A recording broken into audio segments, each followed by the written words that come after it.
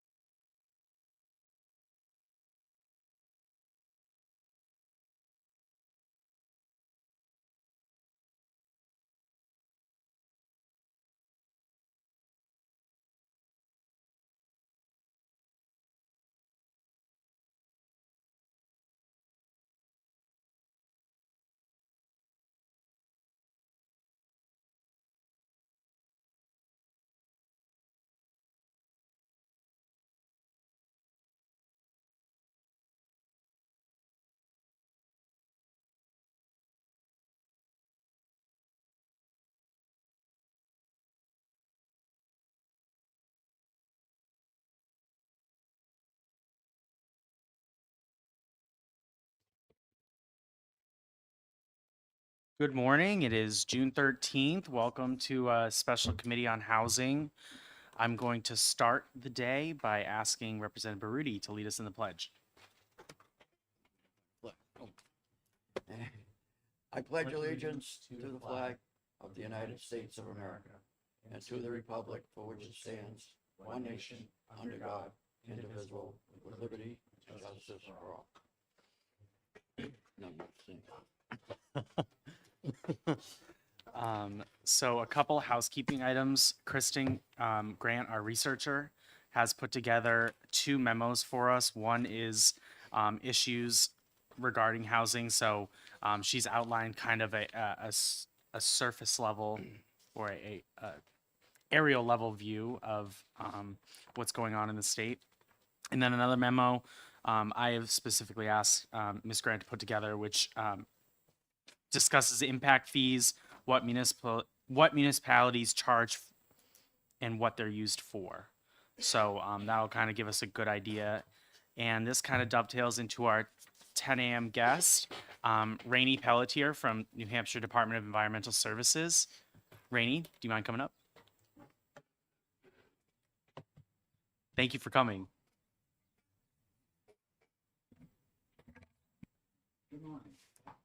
Yeah. Just turn it back on. Perfect.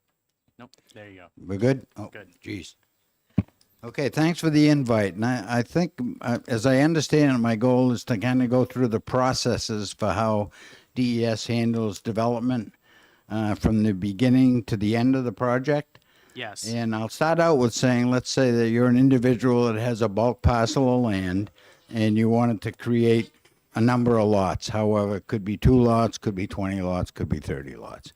So you would initially come into the department for a subsurface subdivision requirement. And what that is based on is when you create a given lot, it's all based on its ability to handle on-site wastewater and wells. So in the initial phase of creating those lots, you would have to do a soil analysis, see how much wastewater the lot could support, and that would dictate the size of the lots that will ultimately be approved. So once you get through that process, You would then come in for once again, it'll be based on a soil test pit, looking at what type of soil you have, and that'll determine how many bedrooms you can have. Historically, a new subdivision we approve can handle a 4-bedroom house. Where we get interesting is when you look at older lots or lots of record that were done prior to 1967. Generally, a lot of those can't handle a large wastewater and on site with a well. So as a minimum, we would approve a 2-bedroom house.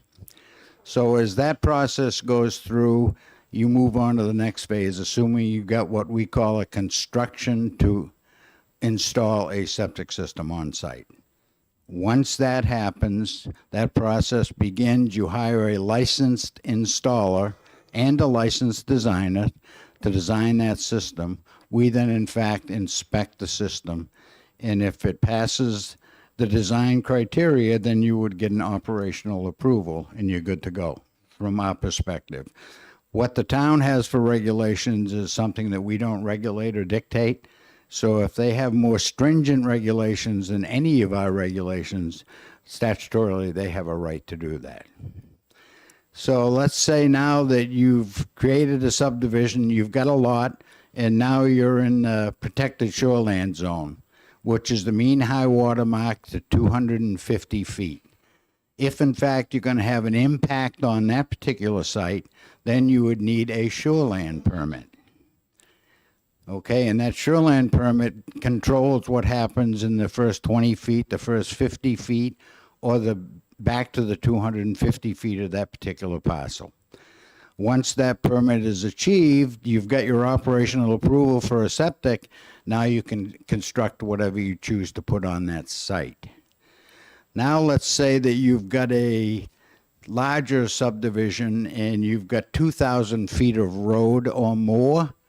Then you would have to come in for what we call an alteration of terrain permit.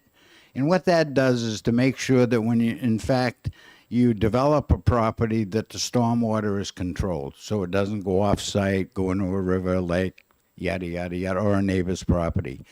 So if that's the case, you'd come in if you're impacting 50,000 square feet or more, and it's generally lineal on a road, in the shoreland, you would need an AOT permit. If you're not in the shoreland zone, you're impacting 1,000 square feet, which is basically 200 lineal feet of road, then you would need an alteration permit for that. So when those things are all achieved, then you're ready to move ahead. So what local zoning requires, there are some towns, matter of fact, I just had a phone call the other day on a town, Sutton has like a 5-acre minimum. That again, they are allowed, any municipality or entity is allowed to be more stringent than the state rules and laws, but can't be any less stringent. So a lot of what happens within the state, lot sizes in particular, may be addressed by the town. Once you get through their process, then you have to come in to our programs. So to start it off, you're saying that a developer will go through the town first and then Generally, if it's going to be a large subdivision, absolutely. They will go in and get it approved locally. Otherwise, they submit a plan to us. Let's say that we permitted it. They had more stringent requirements. Then they got to come back with an amended plan. So it's prudent for a consultant to get through the town process first and then submit to us.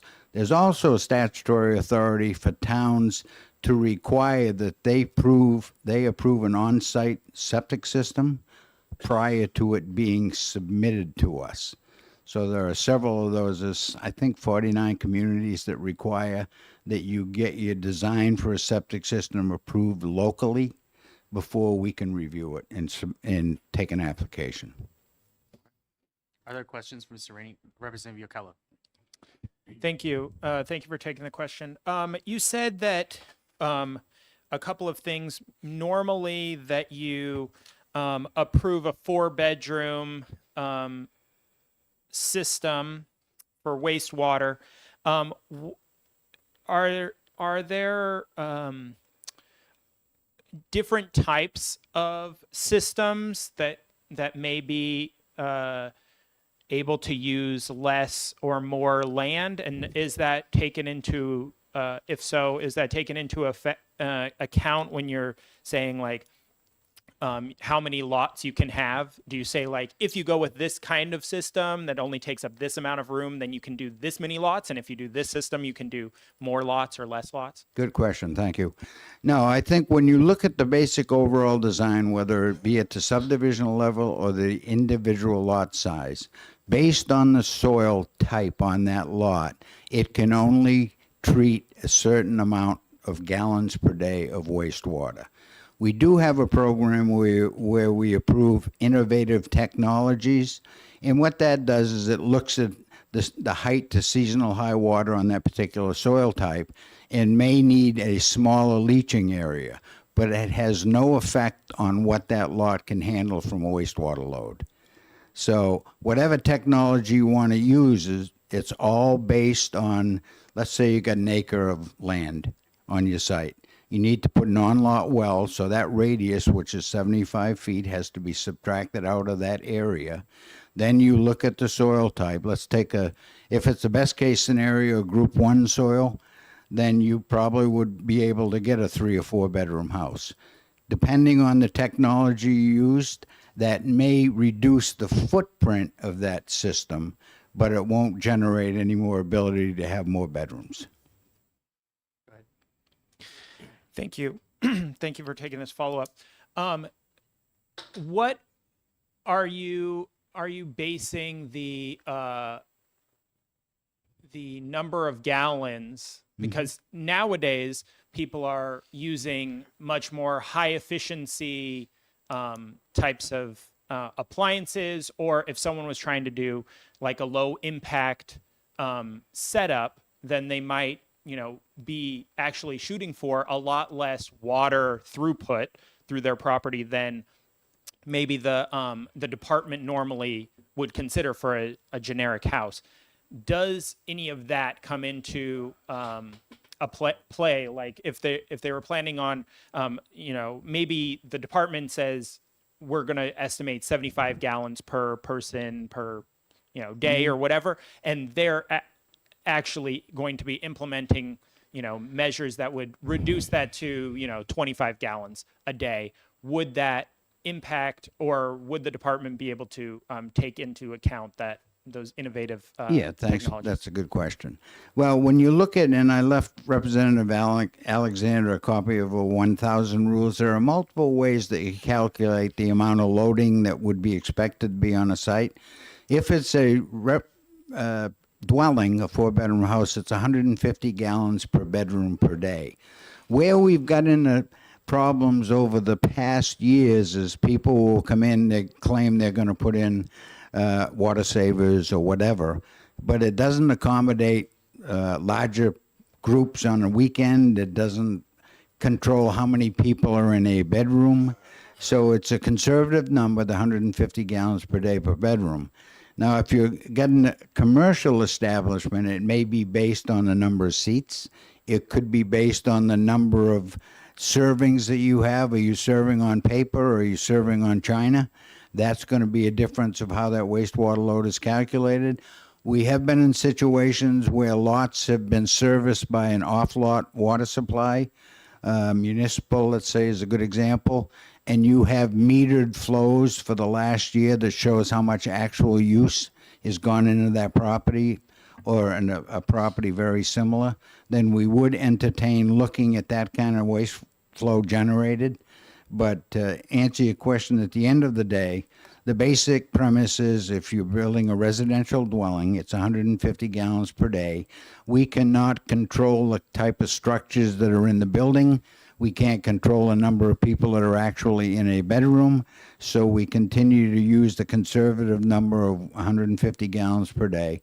That has been in play since I've been at the department, which has been since '73. Thank you. do you know if that 150 gallons per day is in statute or in rules? And can you? So I live on a property that doesn't have a leach field. I only have a holding tank, and my holding tank is 1,000 gallons. And based on the department's estimate, I must be pumping my tank every like week, but that is absurd. I would never do that. It would be way too expensive. So obviously, I definitely control what water goes down into that very stringently. I guess, can you talk about the holding tank idea and how receptive is the department to that type of setup, understanding that none of the waste, unless I actually allow it to fail and overflow, would be going anywhere. And so then, the size of my lot could be the size of the wastewater holding tank because there's no actual leaching actually happening on my property. Can you Yes. talk about that? Oh, sure. So if you've got a lot of record or a lot that's existed for a lot of years, and obviously you don't have the square footage of that lot to put an on-site wastewater, we would permit a holding tank. For any new construction, if it were a pre-67 lot, we would approve a 2-bedroom maximum house on that lot. Now, keep in mind that holding tanks, the tipping fees for holding tank pumpings today are somewhere around $400, so it's not cheap.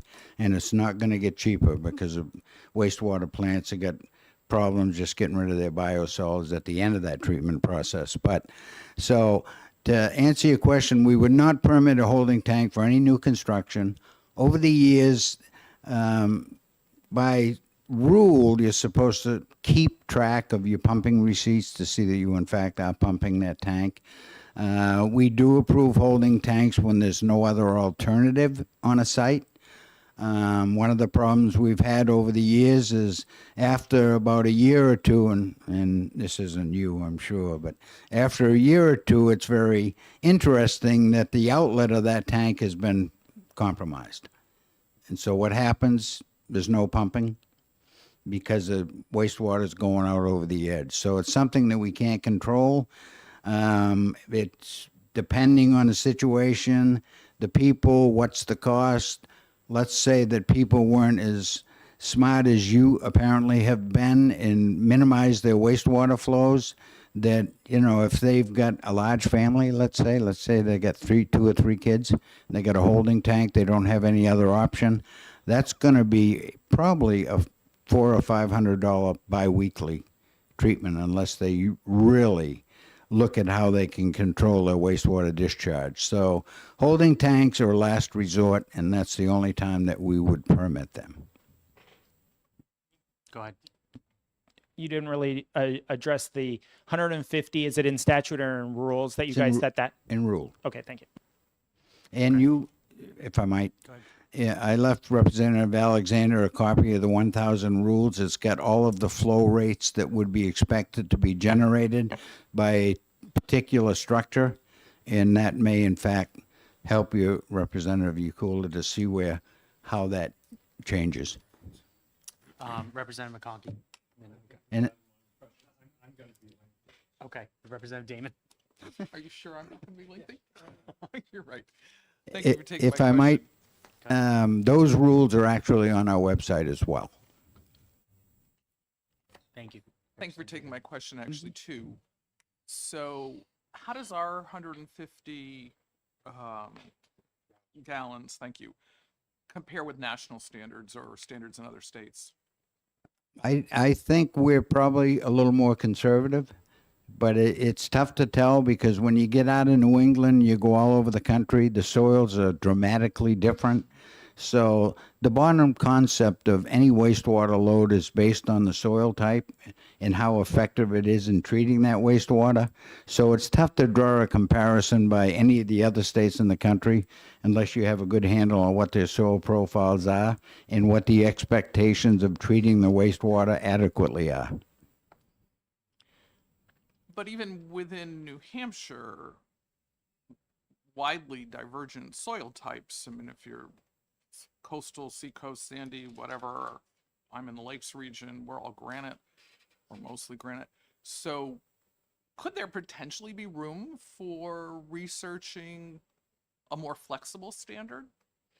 Well, we would never shy away from researching, but as you well know, if you look at our budgets, we have never had the ability to have an R&D program in the section. Now, the soil profiles, they've been in place for a long time. And I think a lot of it was based on the ability of soil scientists back in the old days to look at a system and determine what soil type was adequate to treat a certain amount of wastewater that's generated. I mean, there's always room to look at innovative technologies, but you're talking at a costly event to determine that. But if that money were available, it certainly wouldn't be something we shied away from. Thank you. And one more. I just want to clarify in response to one of Representative Buccella's questions. It sounds like there has not been any adjustment or flexibility in regards to different water output, like a development could have all low flow toilets, have conservative washers, et cetera, et cetera. There hasn't been any adjustment in regards to that. No, because that's one of those things you can't control. You know, over the years, we used to consider a reduction for compost toilets or gas-fired toilets. Many years after that, people would use those types of facilities, and shortly after, they'd be ripped out and they'd put in a flush toilet.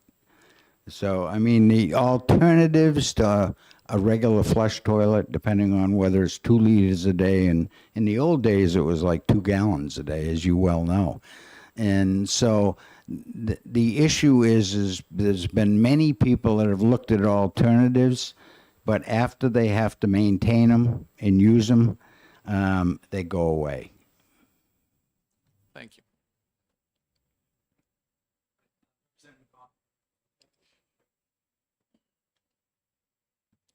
Thank you, Mr. Pelletier, and it's wonderful to have you here. If I understand your function, you also oversee drinking water? That's correct. Okay, so I'd like to start there if I could. So drinking water on a large subdivision right now and siting a well, you have to start with, the developer has to get permission from the state to put a well in, where the well is going to be and so forth. No issue with that. The problem is that it can routinely take up to a year to get through that process on a longer subdivision. How do we streamline that? I understand staffing is an issue and people working, but that's a huge hindrance for development. So how can we streamline that? That's a good question, thanks. Well, I think one of the issues is if it's smaller than 20 gallons per day or 40 gallons per day, then you don't need to go through the large groundwater withdrawal.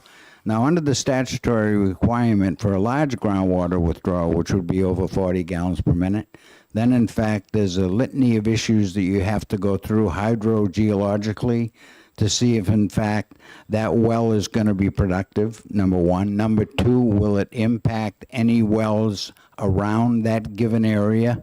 So the timing is more a constraint that's created on the process to afford the right that you have the protective well radius that's not going to affect adjacent properties.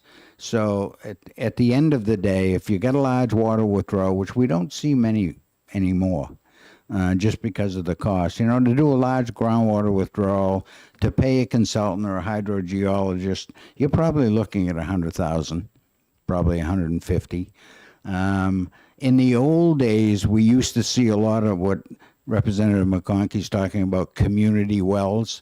And what the benefit of that was is that because it was located in one central location, the developer could create smaller lots.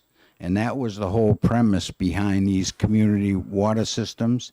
As time has progressed, the requirements, the federal requirements of the Safe Drinking Water Act have put in so much testing requirements, and even today, you've all heard the boutique contaminant now, PFAS, PFOA.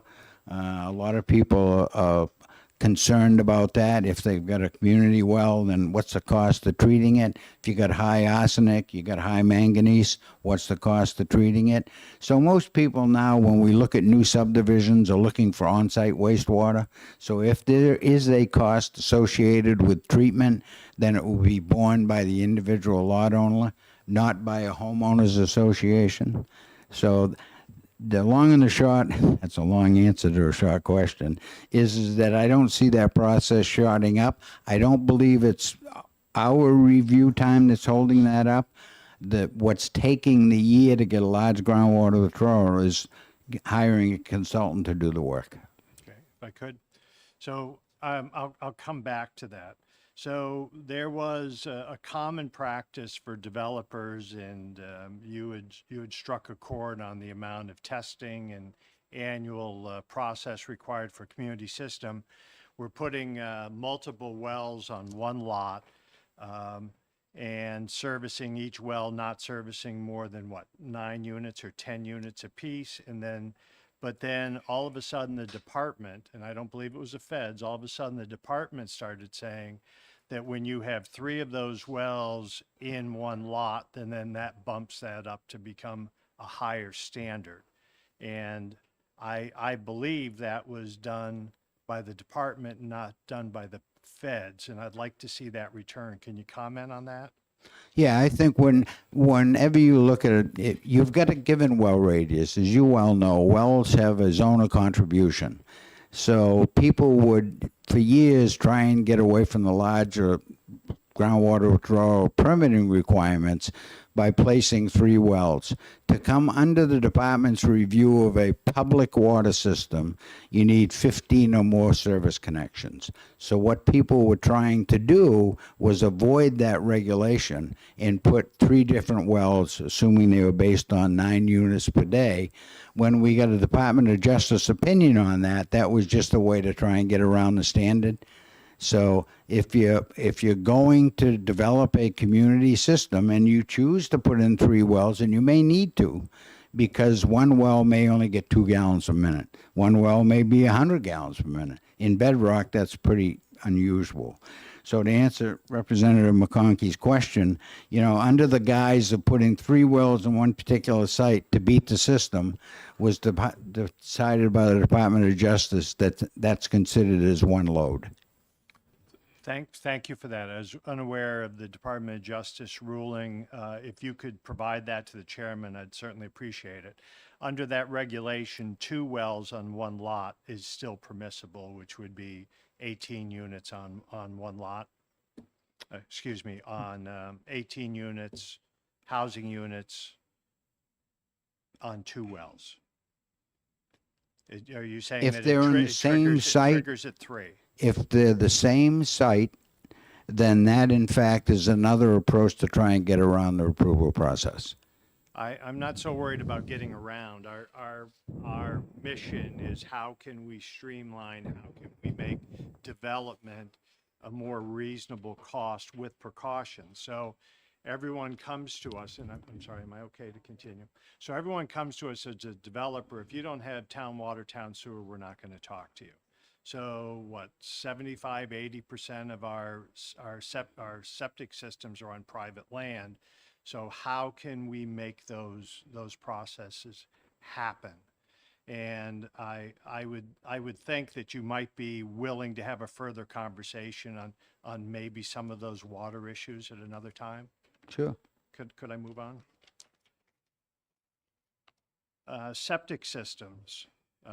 And I certainly share Ms. Pelletier's point on holding tanks. It's a last resort, and they mysteriously always find a way to leach out. So good people, unfortunately, going forward, don't have that ability to use them. We have, for longer than you and I have been involved in this, stone and pipe has been the mainstay of New Hampshire septic systems.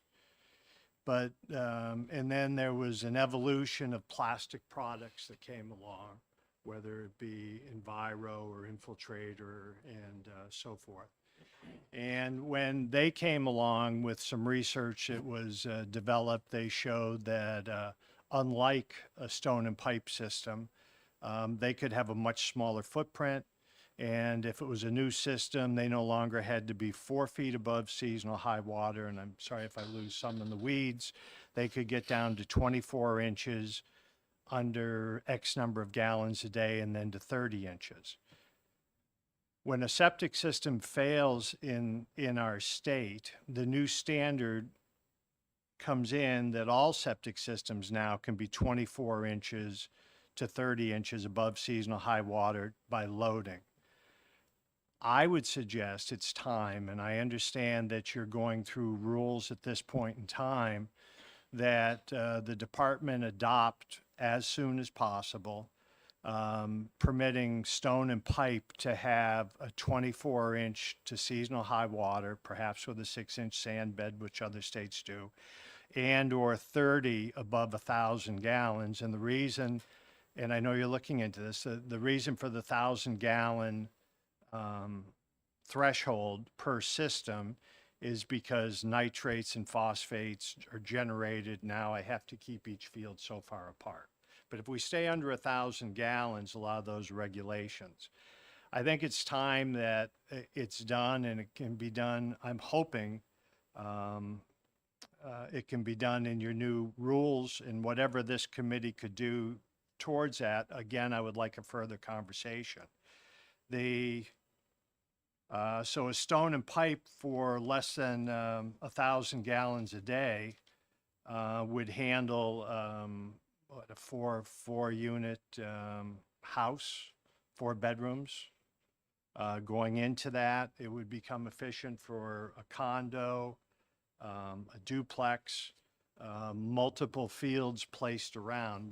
Would you agree with my first premise on that? And is that something that might happen in your newest rules? Yeah, I'm not sure it's going to happen in new rules, but I couldn't agree with you more. I think for years, the technologies that we've looked at, and I'll go back to the early years of just drinking water treatment, we know historically that the sand under the bottom of the bed or the original soil, depending on the soil type, is carrying the load for treatment. So I would agree with you that at this point in time, it's time for us to get through the change to include stone and pipe, depending on if you have 6 inches of sand underneath it, because that's carrying the load. The sand, as you well know, is what's treating it.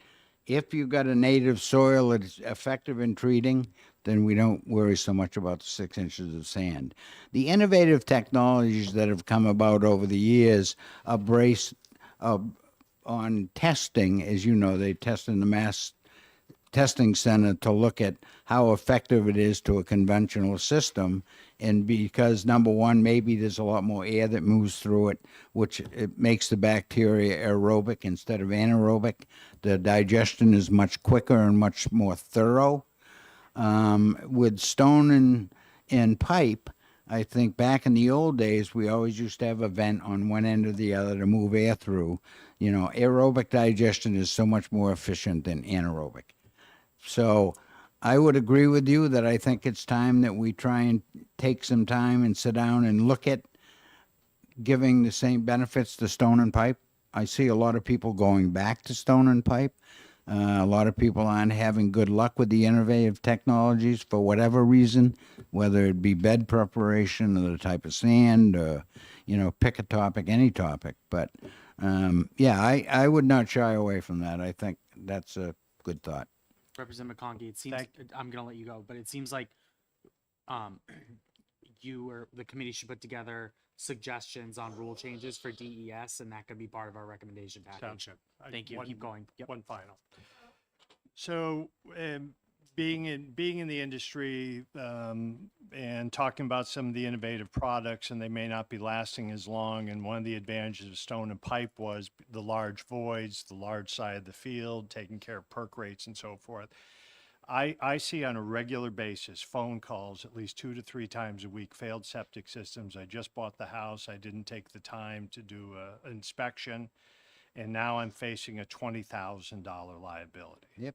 Every day of the week, talking, consoling people and so forth. So I'm wondering if we as a committee could keep an eye on questions coming back, talking about for developers, if they were to be permitted to use common wells and so forth, and they were to put their subdivision, smaller subdivisions or groups of subdivisions using condo regulations so that there was a common fund that stayed in place for replacements and maintenance of septics, if that would be possibly a good idea also. Well, I think, if you look at, to me, one of the biggest problems we have, whether it be water or wastewater, is homeowner associations. It is tough to get everybody on the same page, especially if they're looking at a $20,000 or $30,000 or $40,000 price tag. I'm dealing with one right now in Bartlett. Big issue. Half of the homeowners understand they need a new well. The other half don't want to pay for it. So historically, I think one of the cleaner ways to do this is there ought to be a statutory requirement when people file condo agreements with the Secretary of State that they in fact have to create a contingency fund. So when something goes awry, whether it be on the water side or the wastewater side, that people aren't fighting, because now all of a sudden their HOAs go up from $150 a month to $500. And I think, so you raise a good point.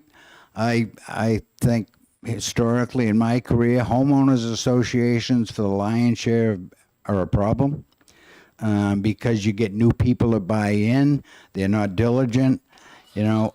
I would like to see, if something made a lot of sense, that it would be a statutory requirement that when a property is sold, when you're talking about disclosure, then it ought to be required to have a licensed designer inspect the system to see if in fact it's viable. What happens today, as you know, Mark, many people just want to get in and buy. They're not diligent. We see it with docks. We see it with breakwaters. We see it with septic systems. We see it with wells that got a half a gallon a minute. People come in, they got 5 kids, that well can't support it. So, I think on the real estate side or transfer side, there ought to be a lot more requirements that diligence is followed. So people are not buying a pig in a poke. Thank you, Mr. Pelletier, and thank you for the indulgence committee. Representative Baruti. Thank you, Mr. Chairman. Yeah, we've seen over the last few years a big problem, people buying without inspections. Huge problem and very costly. But a follow-up to what we just talked about, if we're in an association and say I want to buy a unit in the association, you're suggesting that an engineer take a look at the system to make sure that that system is good, or the tie-ins are there, and what's on my property is it's good. Okay. Is that what you meant? Just the part that I'm purchasing? Well, depending on as we've just talked about, there are multiple ways that homeowners get involved. Some have homeowner associations for road maintenance, rubbish removal, but may have on-site, on-lot septic systems. There are those homeowner associations that have a community system where they may have a leach field that handles the wastewater load from 5 units. And then the next 5 units have a field somewhere else on that property. So depending on the comfort level one would have of buying a piece of property in on-site is pretty straightforward. If I'm going to spend $500,000 to buy a private lot, on-light septic, I want to go in with eyes wide open. So what's the report? They may go in and have a well. Now, as you well know, one of the common contaminants today is arsenic. There are some people that don't believe in treatment. They got arsenic, they'll drink it, or they got some one spout potable water where they treat it. Somebody comes in with a larger family, and all of a sudden they choose to test their water, which a lot of people don't do today, and they find out, yikes, my arsenic's well above the standard. Well, now they could be in for a $10,000 ticket to treat that arsenic because they don't want to drink it, whereas it may not have been an issue for the previous owner. So there are a lot of nuances that come up when you buy a piece of property, whether it be in a homeowner association or just a private house on a given lot in your particular town. So the recommended issue here is one has to be diligent. There are two key parts to a short of the lead-based paint and all the other stuff. But from the environmental side, on our side, on the water side, there are two key components that could cost one a lot of money. That would be wastewater, like Representative McConkey said. Septic systems today are costing somewhere around 20 grand, 25 grand for a 4-bedroom house. More. You know, if you go in, your system fails because you weren't diligent, you didn't have it inspected, then that's on you. You go in and you don't test, you have your water tested for parameters that are concerned, whether it be nitrogen, whether it be manganese, whether it be arsenic, then that's on you. So those are the things that can go awry. And when we get people to call up and they're beside themselves, you know, and we have no recourse. You know, if they bought something and weren't diligent about doing an evaluation of what they were actually buying, that there's nothing we can do for them. Yeah, thank you, Mr. Chairman. As a follow-up, if I'm going to buy a property and I have to have my water tested, and say there's 5 people on the well, and then my neighbor wants to sell his house, my neighbor's going to have it tested. Should the association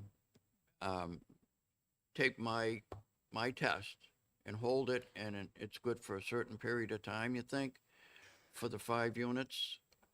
Or we're in uncharted territory, so tell me what you think.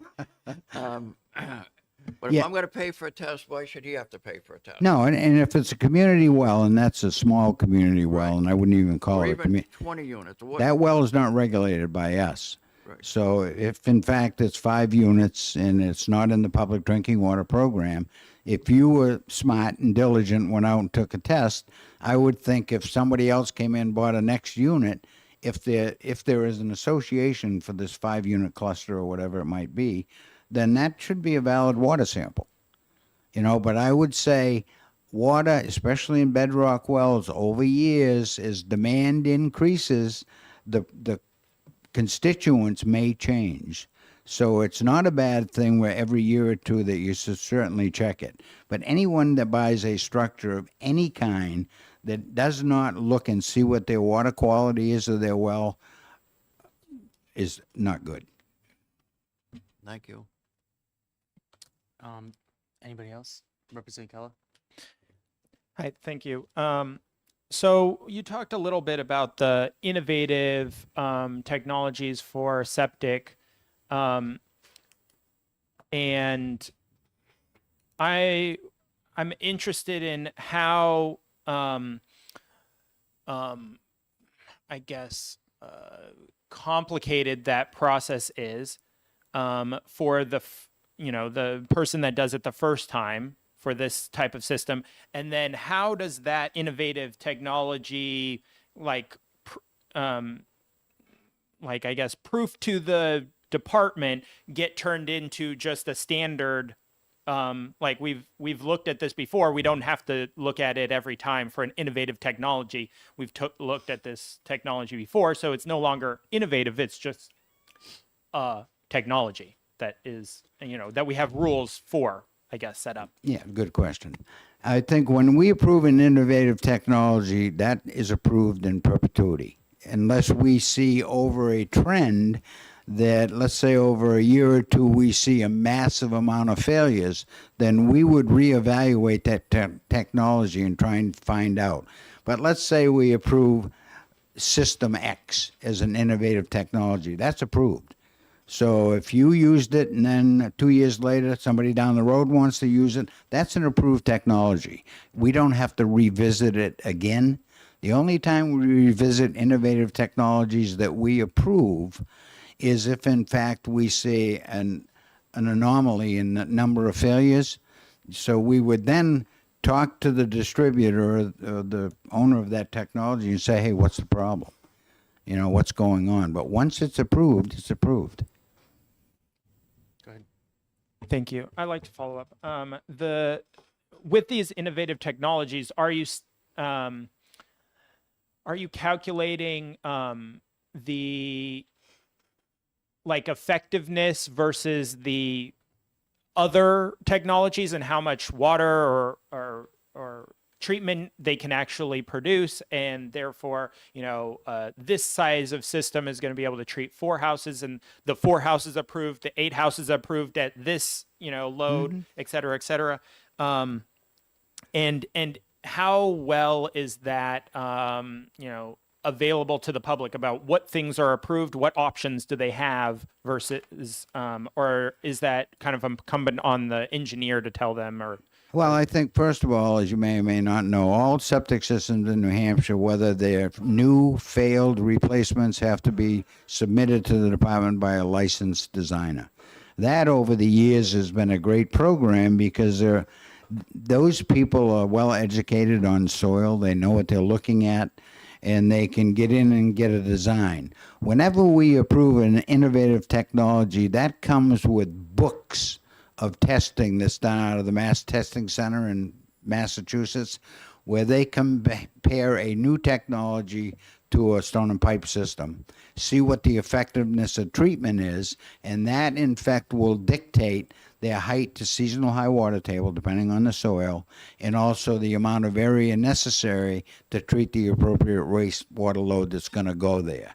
So they may vary based on what their, and I'm talking a lot of testing to see what kind of effectiveness they are, what kind of area is necessary, what kind of height above seasonal high water table will in fact adequately treat whatever wastewater is going to be generated for that particular utility. So they may vary in square footage or what area you need, but it would all be based and premised on what the testing looked like and how efficient and effective was it in treating the wastewater. thank you. So with these books of data, that sounds expensive to get a new innovative technology approved.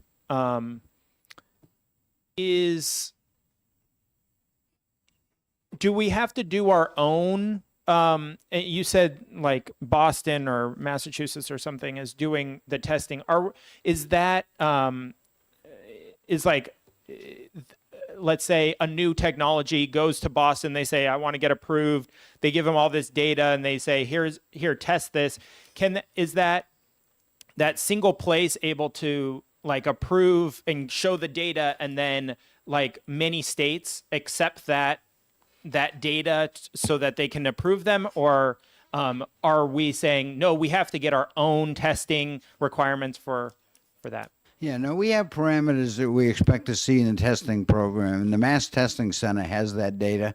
So they will compare this innovative technology to stone and pipe, basically, is what they do. Those reams of testing, the parameters that are done, they will submit that data, or the applicant that wants us to approve their technology will submit the results of that data. And if the numbers, we don't reevaluate it again. If this is what that testing center tells us, and they're very good at what they do, then in fact, we would base our innovative permit on the data that we see from that information. All right, I have a couple questions. Do you need to go again? Okay. Just how many innovative technologies are getting approved? Like, is it like one a year, one every 5 years, one every 10 years, one every 15 years? It depends on the given year. Sometimes it may be 1 or 2 a year, and then we may not see a new technology coming in for 3 years. You know, it basically is based on the entrepreneurship of what people want to do. Okay, to piggyback off that, do you when a technology is approved, do you go through all the administrative rules and try to update them depending on new technology in the field? Yeah, we will, when it comes in, we will in fact post on the website technologies that are viable to be permitted by a licensed designer. Okay, and if the technology would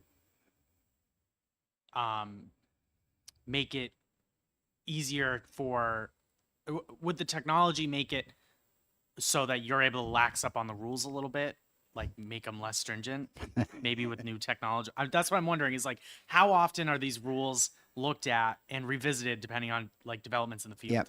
What we look at is when somebody comes in with an innovative technology that we've approved, then we don't have to update the rules. That you can submit it, a licensed designer will submit it. They know we've approved the technology. We will look at the parameters that approval was based on and move you through the process. Okay. And for the record, when we get a septic system application in, we have electronic permitting at the department now for septic systems, as Representative McConkey knows. It's generally a one-day turnaround. You know, and what happens is all of our technical staff have two screens. The applicant will submit an application, pay it online, and you can see on the screen what the design is. If there's some issues, you can respond in an email electronically. The designer can correct it, submit new plans electronically, and that still may get out the door in a day or two. So the process is it's probably one of the best systems in maybe in the country, if not certainly in New England. So how often are DES's rules revisited? Our rules are good for 8 years. But we do them shorter than 8 years, depending on if there are some biting issues that we really need to address.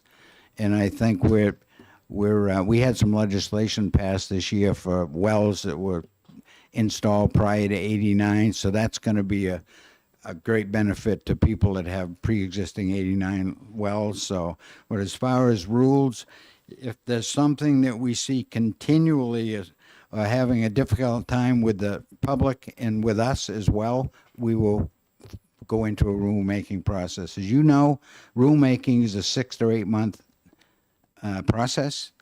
It's very time consuming. And so what we try and do is we'll look at issues that concern us or concern the public, and we all agree, a constituency and ourselves agree. Then we may let those build. So when we do a rulemaking, it's not for one item, it may be for multiple, because rulemaking is very involved. Okay, and my last question is regarding renovations. Is there, when a property is renovated, or is there anything that DES has to approve or permit, or once the building is built? Yep. There's nothing else. They should have a operational approval for if it's an on-site septic system. And unless they're altering the sewage load, meaning you're renovating your building and you have a state approval for a 2-bedroom house, you renovate and you put in another 2 bedrooms, you got to come back to us to make sure that that site can handle the wastewater load for an additional 2 bedrooms. Okay, so that would be really the only reason if you increase the bedroom limit. Yes. Okay. Any other Or, questions?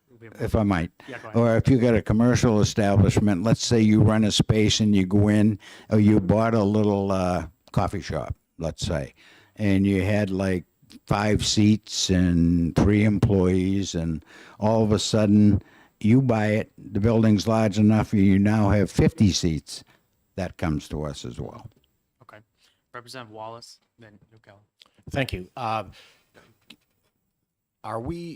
We're looking to kind of streamline and maybe not relax the rules, but make them a little bit more workable for developers. Are we still bound to be compliant with the federal Title V? Is that, No, that's Massachusetts. that's just Massachusetts? Okay. God knows we don't want Title V. No, exactly.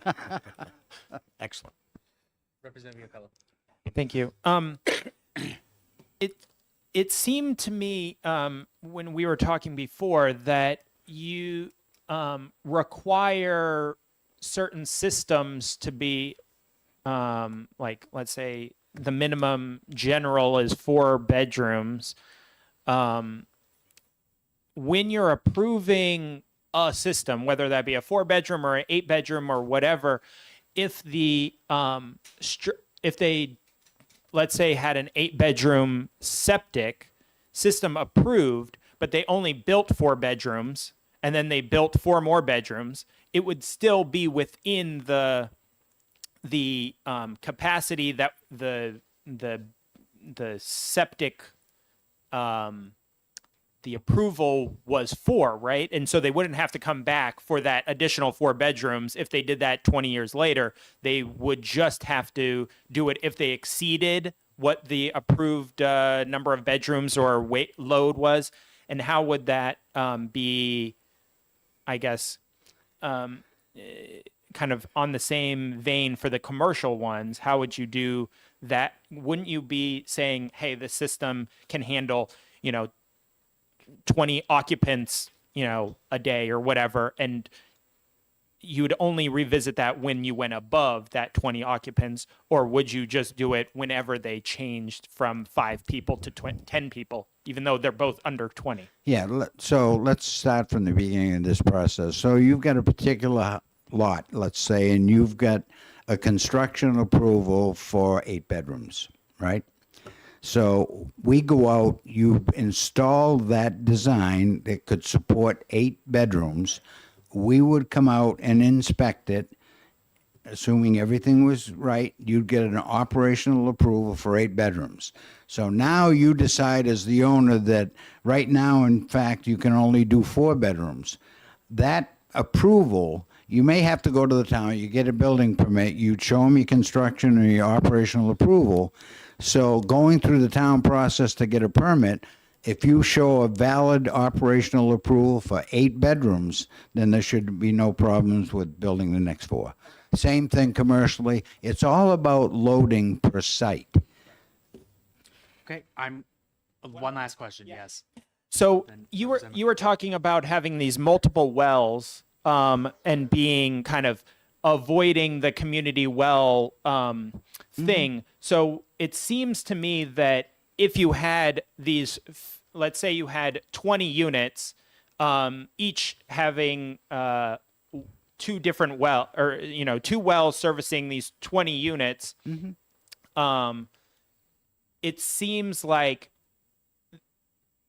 if you want, you could do, 2 wells or 3 wells or 4 wells servicing each 10 units, but if you would be essentially incentivizing those the property owner to make each of those 10 units be its own site instead of to avoid being a community well, they would just divide those into multiple sites instead of having one site with 3 or 4 wells. Is that like your understanding of how someone would get around that community well thing without being in violation of any rules, because technically they are a different site? Because of the determination that came out of the DOJ, that in fact is a way around the law. All wells have what we call a zone of contribution. So when you look at a particular site that has a particular aquifer, whether you've got shallow wells or bedrock wells, they're tapping the same straw. So when you look at it, so you've got 3 different wells to try and get by this 10, 10, and 10, because a community well, once you service 15 or more, you're into testing requirements, which in fact should be done. So to me, that's not an appropriate approach. It's getting people around the system to make sure on a rigorous testing schedule, on a monthly or a quarterly, whatever that schedule is, that people are afforded the luxury of having safe drinking water. So for someone to come in and try and beat the system, that's just not a good thing. And that's why if you're trying to add multiple wells to get 10, 10, and 10, that's same straw test. Okay. Representative McConkey. Thank you once again. ADUs, the legislature and department worked hard, Attorney General, everyone else. So I want to add a unit to an existing site, an ADU. And I believe the ruling came through that I don't have to build that septic system, a new septic system for that purpose, but in the event that the ADU or the house fails, then it will be built at that time. How has that worked out to date? We don't see a lot of the ADU stuff, but again, a lot of it we may not know unless something failed. But what happens, as you well know, being a licensed designer, and a pretty good one actually. I mean, he paid me $20 to say that, but I'll tell you. But he and his son both do good work.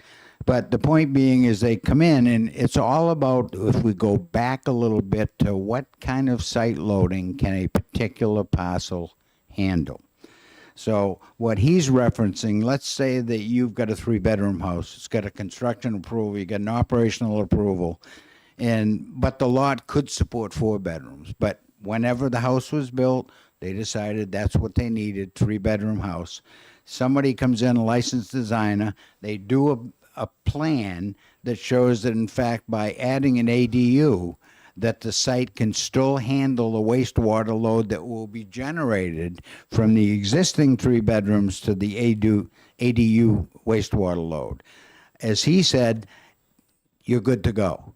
But a year down the road, if that system fails, we know that you can support the 4 bedrooms or 5 or whatever it's going to be, and you would have to install that to replace the failed system. So it's been pretty effective, I think. Thank you for that, So, sir.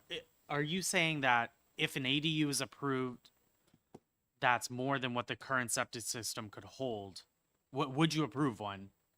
Like, do you have to approve one if you wanted to add an ADU with 1 more bedroom, and the septic system could only hold 4? An ADU would be approved if somebody like a licensed designer does the analytical work to show that the site, in fact, can handle the additional wastewater load that's going to be generated by that ADU. You're good to go. Okay. Now, that means you'd get a construction approval. You don't have to build it, but it clearly shows that you can now support 4 or 5 bedrooms on that site, whatever it's going to be, and you're good to go. If the system fails, that plan that shows the loading and the system size for 5 bedrooms needs to be installed. Okay. All right, Representative Yukela, one last question, and then we're done. We were arguing a little bit about your response. Your response to my last question was, in fact, it is legal for you to have the 3 separate sites, because you actually said that the requirement is per site, right? And so if you subdivide that and now have 3 different homeowners associations, technically that's 3 different people. Okay, so Right. Can you clarify that a little bit? I don't mean Thank to you. cut you off. When you talk about site, if you're talking about 3 separate parcels, all right, so you got 3 5-acre sites or whatever the size is, and you've got 5 units on that site and you got a well, that's fine. But if you've got a site, the definition of site versus lot is very different. So if you've got a site where you've got 15 units, and that one parcel has 15 units on it, and you drill 3 wells and service 5, 5, and 5, that's not legal.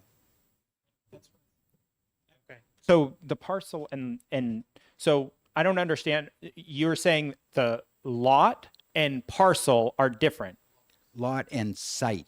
Lot and site. So what? So the parcel. The parcel and site are the same, right? What are you trying to Let me make this say? Site is definitive. different. You've got a deeded site or lot, whatever you want to call it, Right. deeded parcel Right. that's 5 acres. It's by deed. Okay. Per Okay? deed. It's per deed. Okay. That's so you could just subdivide your 15-acre property into 3 deeded properties of 5 acres, and then you could do your could. Yeah, that's what I said. You could. Say- No, it sounded maybe that was my misunderstanding, but when you were I feel like we're getting caught up Yeah, we're getting caught up in the weeds. All right. Thank you very much You're welcome.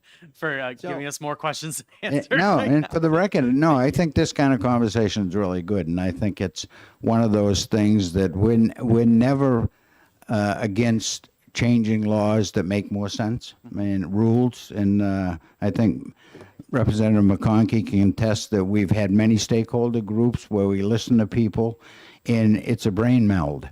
You know, we don't know everything. There's a lot of information that we glean, not only for septic systems, but all of the water stuff that we do. So we never shy away from people getting in a room and having a conversation about what makes sense. So if the committee wants to send over something like Representative McConkey suggested about things that we might want to consider, then I would never shy away from getting stakeholders involved and say, what do you think? What do you think? What's the approach? How can we get there? I think the stone and pipe thing, to me, is kind of a no-brainer. We know that the sand's carrying the load. That's what's treating wastewater. I've said for several years now, and Phil Trowbridge, who's my new LRM guy, I think we're looking at justification that says that stone and pipe ought to be treated like other stuff.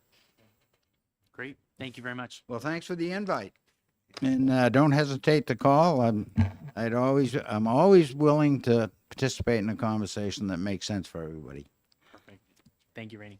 We're gonna go right into, Yeah, we're gonna move right in. Go ahead. okay. Hi, Joe.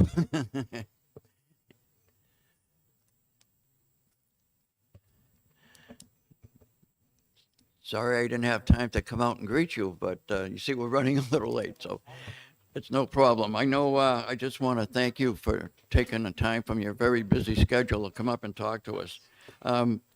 Joe Witcher is a engineer from Manchester, and for years, he's been my go-to guy if I ever need a question answered or whatever.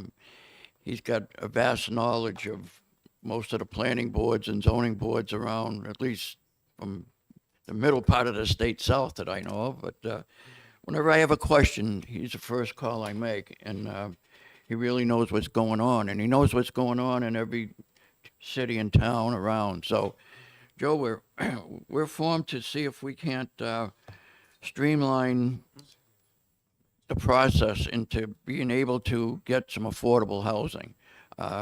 Time is a valuable commodity that keeps the clock rolling, I know. And that's why we asked you to come to maybe give us some insight on what some of the different communities do, and maybe something we can do at the state level to speed the process along. So I'm just going to let you run with whatever you want to talk about. Just mind tapping your mic for us. Thank you. Okay. So first of all, thank you for having me. My name's Joe Wickert, and as Representative Baruti said, I'm a self-employed land surveyor out of Manchester. So I think I've been on my own since 91. I think I was licensed in 90. I'm a licensed septic designer as well. You know, and when I had talked to Ben, we had some conversations about this issue, right? So in Manchester, I'm also a member of the Housing Commission, and you know, we're seeing the same things in Manchester that everybody's seeing. So, you know, I think the best example I can kind of come up with to try to illustrate what I think we're up against is back in 93 or 94, my firm did a little 3-4 lot subdivision in the city.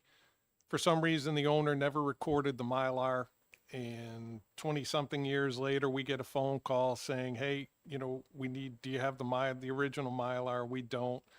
So we have to work with the city and try to figure out how to kind of resolve this, because it was previously approved. So it's just sort of a matter of just how we take care of the details of it.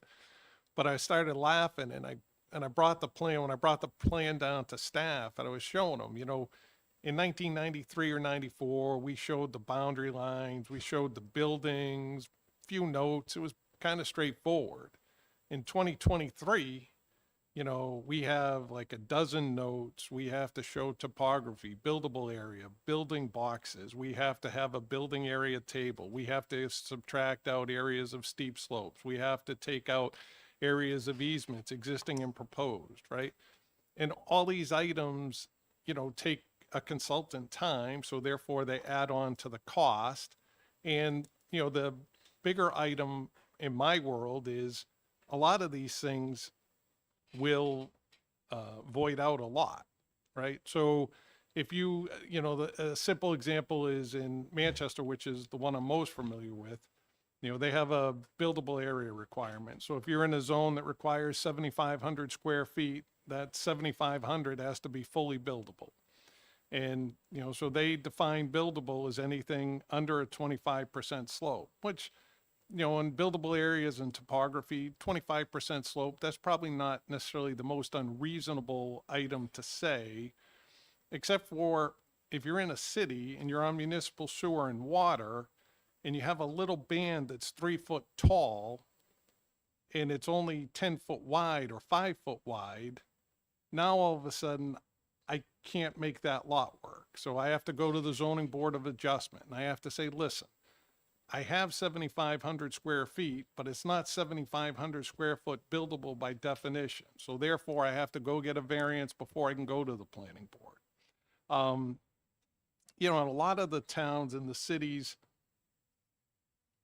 you could say they're trying, and I probably believe some are, but I'm not necessarily convinced that that translates to boards, right? So you may have politicians and groups and commissions and task force and everything that say, yeah, this is a problem and this is what we need to work with.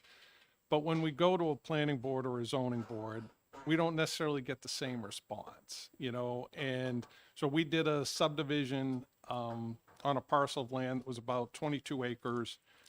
Our role in it was to just subdivide the parent tract off, to subdivide the 22 acre tract from the parent tract. And then it was going to get sold and then further developed, but the owner didn't want to develop it at this time. So, to help with the pricing and everything, we did a concept. We said, okay, listen, 22 acres with these frontages, this minimum area, we came up with 33 lots. And out of those 33 lots, I think the only waivers we would need were for centerline road radius on the road system. So we meet with the town and we say, okay, this is what we have for a concept. And we get told, well, we're not going to waive the centerline road radius requirement. They had a 300-foot radius road, which in a rural area, that makes sense because you don't want a lot of sharp turns. But we were coming off of an area that was gridded out that had 90-degree intersections. We were coming off of an area with 90-degree intersections. So you're saying, okay, well, would you give me anything? Would you support any kind of waiver? And we go back and forth. We kind of come up with a number. We go back, we rework the concept. We come up with 31. I think we lost a couple lots. There's a buyer for the property. We go for the development. We go to the planning board to subdivide that land. And one of the last words of wisdom we were given from the planning board chair was, well, you should tell the buyer that that's too dense, right? So if you're thinking about it and you say, okay, well, if I have 22 acres and if I have half-acre zoning, the simple math says 44, but then you have to back out your roads, some of your steep slopes and things like that. But, to say that 31 is too many, that it doesn't make sense to me, because I think what we should be encouraging is we come off of areas all the time where the existing developments are more compact than what the current ordinance requires. And so those areas should be the ones that, we should get waivers for. You should get variances for. It'll match the existing areas. And then therefore we get more housing units, right? If the developer's happy, the town in theory should be happy. The neighbors will necessarily never be happy, but that's part of living next to a large undeveloped property that you don't own. We do multiple projects where we come in and we try to propose a a lot that's undersized or lots that are undersized or more units that are allowed by the current ordinance. And, you know, our running joke is the people that are complaining are typically on lots that are smaller than on the average lot size we're proposing, with less frontage and more debts.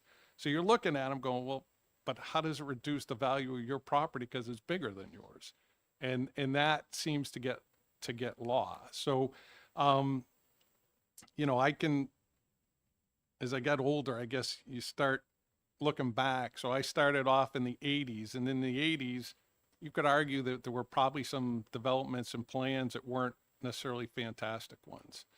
And I think that is part of what drove, you know, the 60s, 70s, and 80s. Kind of everybody did this certain thing. You had the boom in the mid 80s.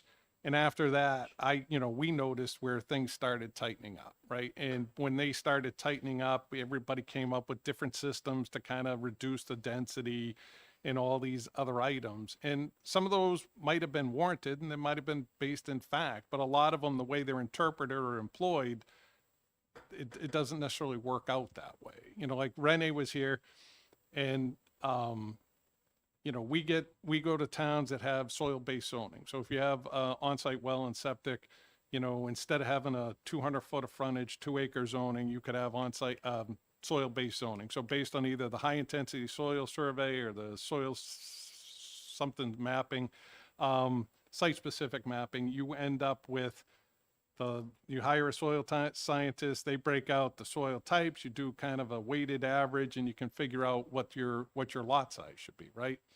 And all right, that's based in science to a degree. So you'd say that probably isn't the worst thing we could look at.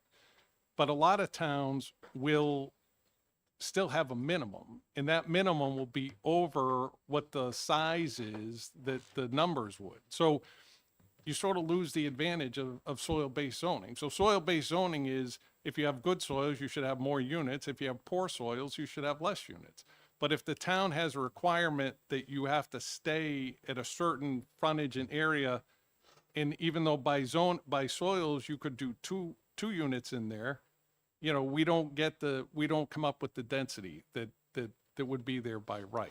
You know, and I had talked to, you know, we've gone back and forth with this on, you know, on different groups that I'm in, and how you get there and how you could make it better and things like that. So, you know, at the end of the day, I think I'm a believer in local zoning. I'm not necessarily to a point where I'd want to see state zoning, because I don't think you could zone Manchester the same way you could zone Hillsborough, New Hampshire. They're just different. So you have to allow.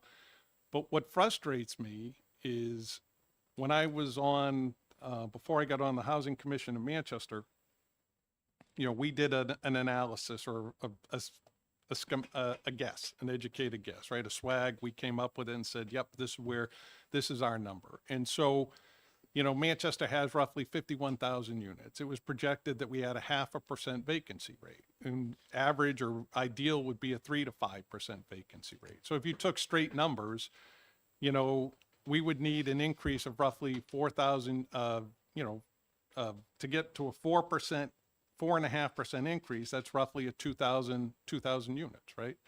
Well, Manchester has, I think we're approaching 2,000 units that are either in the queue, approved, or in construction. We still have a 0.5% vacancy rate. So we have a 0.5% vacancy rate because some of the surrounding communities, you know, Manchester may approve 1,900, but the surrounding communities might approve 50. So a lot of those people from the surrounding communities, as they get older and want to kind of downsize, will come to the city, which, you know, is not a bad thing. It's a good thing. But if the communities that aren't staying up with what they need to for an increase in numbers, you know, if there were a way to incentivize that or somehow make it work better. And we went back and forth is, you know, could you localize the waiting list, right? So if a community provides 100 affordable units, my understanding of the current system is you still go on the master list and you get prioritized on the master list and then you get assigned to the unit as it comes open. Well, would there be a way to bump your priority if you're a resident of this community and the community has provided 100 units of affordable units, right? You could still take some people, but if we could figure a way to incentivize communities to look at it that way, that their people could stay in their communities if they chose to, you know, I think that would be a good thing. So I was trying to keep my initial spiel short, so I'd be happy to answer any questions you might have. Okay, thank you. Any questions?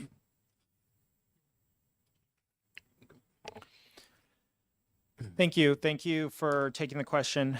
You were talking about soil-based zoning, lot requirement, or size requirements. Do you think that that is a way that is a good way of moving the state forward? Do you think that these, you know, let's say 2 acre, 5 acre, just generic lot requirements is appropriate, or we should be sticking with that as a state, or should we be moving more towards like soil-based zoning where it's not a hard and fast rule, but looking at the site for the minimum that is allowable? So I think if we're, you know, if you're going to go with science, then soil-based zoning is the closest we have, because that's based on the carrying capacity of the soils. And, you know, lots that have great soils are going to be a smaller size. Lots that have some wetlands, steep slopes, ledge, they're going to be larger. So I do like it, but, you know, my problem has always been you have communities that are anywhere from 80 to 95% built out. The majority of them are built out on either 150 or 200 foot of frontage, an acre and a half, 2 acre zoning. We come in now and we say, okay, we're going to go to soil-based zoning. You know, how do we get any increase in density? And I think, you know, for new developments, yeah, it'd be great if the town would accept it, or if they would allow some kind of clustered development with an equation to figure out your buildable area based on the actual property instead of just a number that the zoning ordinance came up to. Because, you know, I'm not a believer in that zoning is was totally a stop growth measure, but I've been around long enough to live through 2 of the boom bust cycles, and we had growth management ordinance in the mid 2s that were, you know, we could only give out 2 permits a year, because if we gave out more than 2 permits a year, we were going to overwhelm schools. And in 2023, just about every community I know of has somewhere between a 10 and 20% reduction in school population, right? So if we would have had more units out there. I mean, you know, personally, I was a partner in a development, and, you know, you build the infrastructure, but you can only sell 2 lots a year. It's hard to make a lot of money out of that, right? So you're not going to get, you know, you're not going to get it. Now, in today's world, which is similar to what it was in 6 and 7, you know, you might have somebody that's willing to take that risk on the hope that they're going to get there. But, you know, luckily we don't have as many communities with growth management ordinances anymore. They're at least that way. Okay. Thank you, Joe. Of all the units that are approved now in Manchester, do you know how many are affordable housing units? I think Manchester is about 375-ish. I think it's about 375 out of the 1900 or so. And why, what incentive is there for someone to build affordable housing? What can we offer somebody to want to go down that route?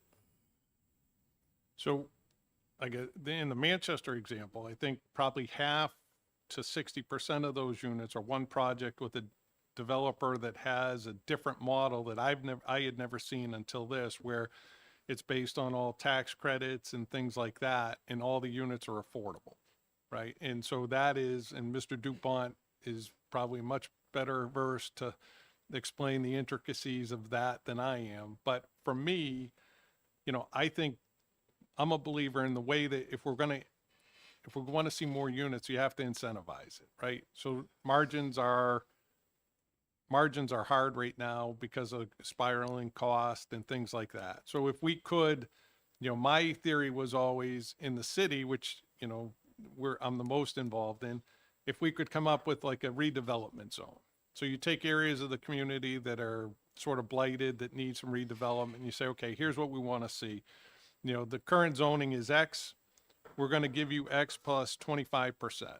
But out of that 25%, you have to give a portion of that 25% have to be affordable, right? And then the developer wins, you get some extra market rate units, you get some affordable units, and the community wins because we get more affordable units. And then, if you take certain communities, the larger, more developed communities, we are going to have gentrification going on. We're going to have, in a perfect world, or not perfect world, however you want to phrase it, that you're going to have areas that are underutilized and sort of blighted now that are going to be redeveloped. When those areas are redeveloped, we're going to lose some of the naturally affordable, the naturally occurring affordable housing. So, now we become into the, can we come up with a system to have the number of units that we're building, or the new number of units, can it replace the existing units we're losing, right?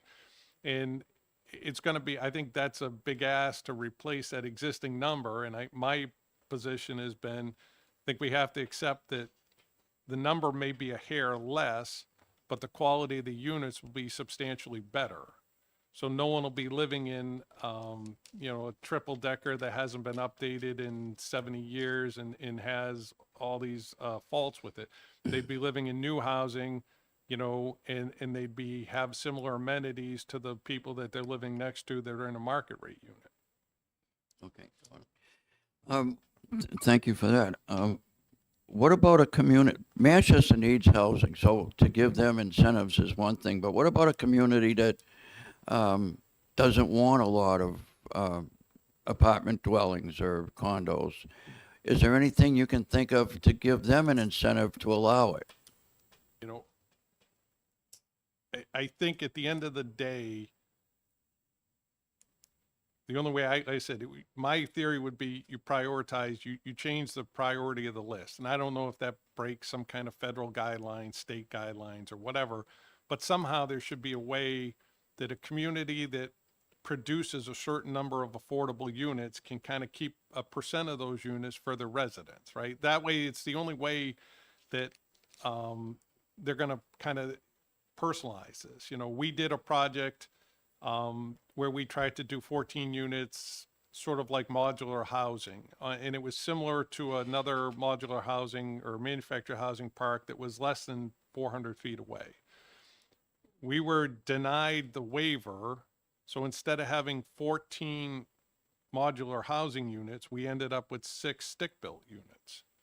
So the difference being those 6 stick-built units are probably going to be high 4s to high 5s versus if we had the 14 modulars, maybe they would have been 354, right? And, people will say, well, it doesn't sound like a huge difference, but I think if you're the person trying to buy it, it is.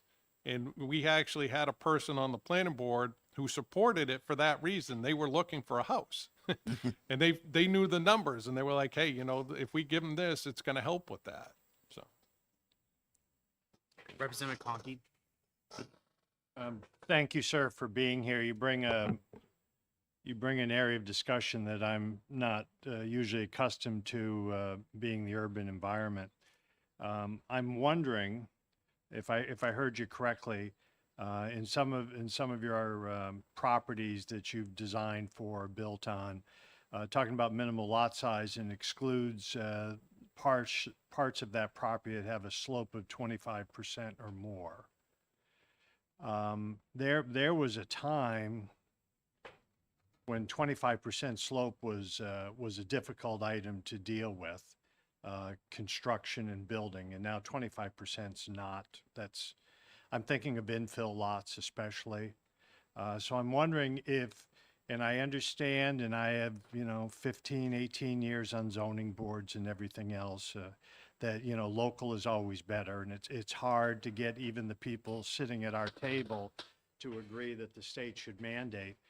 But perhaps we could come up with some legislation that was recommending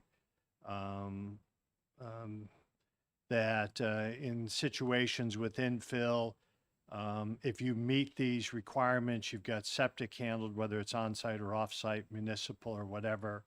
If the slope of the lot was not a deterrent to the building, if you were mindful of existing neighborhood density, I'm paying attention to what you're saying here, and these items, then it should be considered as opposed to shall be.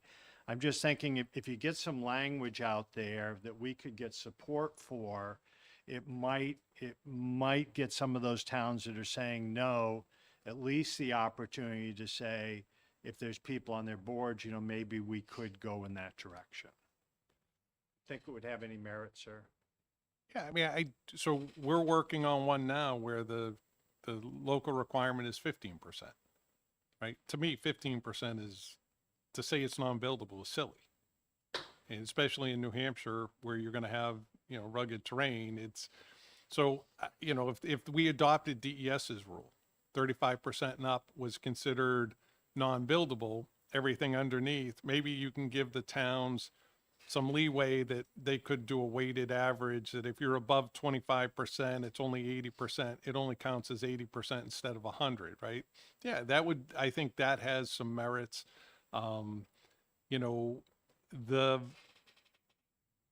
there's the town, my argument when we talk to a client, my line is always, listen, it's their home court. All we're doing is playing by their rules. So they have all the cards. The best we can do is react. And you have towns that can control it through zoning ordinances and regulations and waivers. You have towns that have wetland setbacks that, you know, will cost you $2,000 to $5,000 to appeal. And I think we had one town where we went in and, you know, we argued that we should get a reduction in the waiver, and we were told, the Conservation Commission members said, well, you know, we don't really agree with your consultant's report because the consultants always say it could be reduced. And as I've gotten older, I tend to have less of a filter. And so when it was said, I looked at them and said, well, yeah, 125 feet is a silly requirement. So why, to get me to 75, which is all we were asking for, you should approve it. But local municipalities don't like that because it doesn't fit what they perceive their community should be. I mean, I think if you could standardize wetland setbacks based on science, if you could standardize slopes, I think those items would still give the town some input that we're not taking away their jurisdiction over their town. Thank you, sir. Does anyone else have questions? Representative Okello. Can you talk about how maybe incentivizing these affordable units, and I assume that you're meaning affordable by not that the house is built affordable, but that it's agreed to be rented or sold at an affordable rate for a certain amount of time, right? But that those go to a certain residence inside of the community. I don't see how the board, the planning board, or the zoning board, or the mayor, or anyone would make a decision for more units because they're going to the population that is already living there. Can you explain how you would see that as an incentive to those regulators to allow those units to be built more without hindrance, I guess, based on your view that they would be going to the people that are already living in the community? We could try. I'm not sure it'll work. I think the problem is the regulators aren't the people on the board, right? So I think if we went to the town council, the board of mayor and aldermen and said, listen, if we approve this, if we rewrite this zoning ordinance, we're going to hopefully get an additional X number of affordable units per year, right? And I think the majority of those units would either end up being rentals or maybe a condominium. Because from what I have heard, when you try to manipulate the affordable to fee ownership, it becomes problematic. Like I know Nashua has an inclusionary zoning ordinance, right? And so I've talked, just as part of my work on the Housing Commission, I've talked to the Nashua planner. And so one of the unforeseen issues they've had is if you regulate the value of a house, you're reducing the income of that owner. Because for most people, their residence is their main, their largest asset. So if you stipulate that the house can only increase at a certain percent and the remainder has to be affordable, you've defeated them gaining generational wealth to do it. So I think it has to be broken down that I'm not so sure on fee ownership we're going to have a lot of input, but the hope would be is for rentals, maybe some condominiums that you could, and would they agree to it? I'm on the fence on that. I mean, it's the only thing short of changing everything around and saying this is what it is. Everybody's going to follow the same rule, and these are the numbers we're going to have. I don't want to see a situation where we do a project and a planning board or a housing commission or a zoning board can say we want X percent of these units is affordable. Because I think what you'd see happening is the remaining units are going to basically subsidize the affordable units. And now what we've done is we've increased the rents and the cost to the other units. So somehow, if we could break it out into a system where a lot of the infrastructure is already being built, but the developer is getting more units, maybe there's a way to make that work better. Great. Well, thank you very much for coming and presenting to us. I appreciate it. Much appreciated. Thank you very much, Joe. I'll be in touch.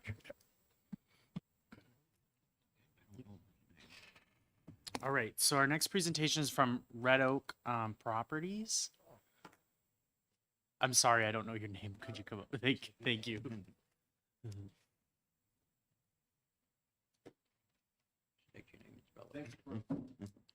You might just press the. How's that? There we go. Is that good? Okay. Thank you. Yes. Thank you for having me today. My name is Ron DuPont, and I do want to apologize up front because I have even less of a filter than Joe because I'm older than Joe. Okay. So I'm just going to tell you how it is and my thoughts. Okay. First of all, I think you should know something about me. Okay. I'm a New Hampshire native, born, raised. My wife is also. We love the state. We've been to every tourist attraction that there is, probably 3, 4, 5, 8 times. Okay. My wife and I both work in the business. I work hard. I was in this morning at 7 o'clock, and I have a 5 o'clock meeting, which is probably going to last a while. Okay. I own, and I don't have a lot of partners. I basically have one. Okay, and I own a little bit over 1,800 apartments. Okay, I've been doing this a while. Okay, I started with a 3-family home in Hudson, New Hampshire, which I just sold 2-3 years ago. Just built probably one of the coolest buildings in the state of New Hampshire in downtown Manchester. That was, what's the right word that I should use? Okay, but difficult, challenging, frustrating. Wanted to hit my head against the wall, and it probably would have felt good. Okay. I also started about 5 or 6 years ago a single family home business. Longer story. My daughter got married to this really hard-working guy from Maine. He's a real salt of the earth type of guy, hands-on. So we're building some homes, and I'm going to hopefully at some point talk about what Joe was actually just talking about, Nashua, the inclusionary zoning ordinance there. I have a specific example. It's happening right now. It's hugely frustrating. We don't think we're going to be able to build 83 homes. Exit 1, Nashua. But I'm going to start first on a few other things, if that's okay. It's my fault. I have not been talking to my alderman enough, but I don't have time. I'm running the business. Okay. So let's talk 409 Elm Street in Manchester. Okay, started the building process about 6 years ago concerning zoning planning. Had a neighbor who didn't agree with what was happening. I went for 3 variances, of which an attorney, if Joe's still here, is he gone? Yeah, he's gone. Okay, that Joe uses a lot, John Cronin, and John said these are 3 very, very, very simple variances. Okay, so we got all 3. The neighbor appealed all 3. Took me to Superior Court. Okay, it was there, and so slowed down the project by a long time. We just wrapped it up in the past 3 or 4 months. Okay, a lot of construction issues, but I'm not going to go there because of the times that we are in. Lack of quality of quality in this country amazes me. Okay, so it's one specific item there. So Eversource, okay, after our request, gave us a letter that said we had consistent power. It's right on Elm Street. It's, what is it, 1/2 mile from City Hall. Okay, beautiful. Okay, went to the fire department with that. They said, wonderful. So you don't have to have a generator there. $150,000, and it takes up space and has to be maintained. I don't have to have a generator. So I just saved myself $150,000. I'm pretty happy. Go to the planning department. Beautiful. Okay, you don't have to have a generator. Okay, then the state fire marshal got a hold of it. He said, wrong. You have to have a generator for the building. Now, the only reason to have a generator for the building would be, okay, for the 2 hours that power goes down in downtown Manchester for about every 5 or 10 years. I don't exactly remember what the letter said. It's 2-3 years ago now. Okay, in case someone on a 6th floor, okay, has something happen to them, a heart attack or whatever the case is. Okay, so the fire department has to have access to the elevator, okay, to bring down the person in a stretcher or whatever the case is. Okay, $150,000 plus yearly maintenance of about $5,000. There's no such thing as affordable housing. You can't build affordable housing. The only way you can do it is through government entities. And with all due respect to the state of New Hampshire and the feds and everything else, there's not enough money for affordable housing ever in my lifetime, in your lifetime, whatever the case is. It's just never going to happen. With that said, you have a lot of affordable housing out there. The state of New Hampshire has a lot of affordable housing. Okay, I mean, the place that I was raised, a small ranch, probably 1,000 square feet on Ross Street in Nashua, New Hampshire, right across from Sandy Pond. I was raised there, born there, and everything else. Okay, it just sold for like $320. Okay, that's, you know, when interest rates were at 3 or 4%, that really wasn't a heavy lift for a lot of people. Okay, there's a lot of capes, splits, everything else out there that's affordable housing. You don't need a new house to be affordable housing. I don't think. There's no need for that. How many homes, single family homes are there out there in the state? A lot of them, a lot of them. If you don't want to live in Nashua or you want something that's a little bit more affordable, go out to potentially an older house in New Boston or Wilton or Hillsborough or there's affordable housing out there. There always has been. There always will. There will be fixer-uppers that you can buy and get a good deal on, and build and rehab and all that. Okay, so anyway, I digressed a little bit. So at 409 Elm Street, we have 90 apartments, commercial first floor, plenty of parking. I want to stress that, plenty of parking.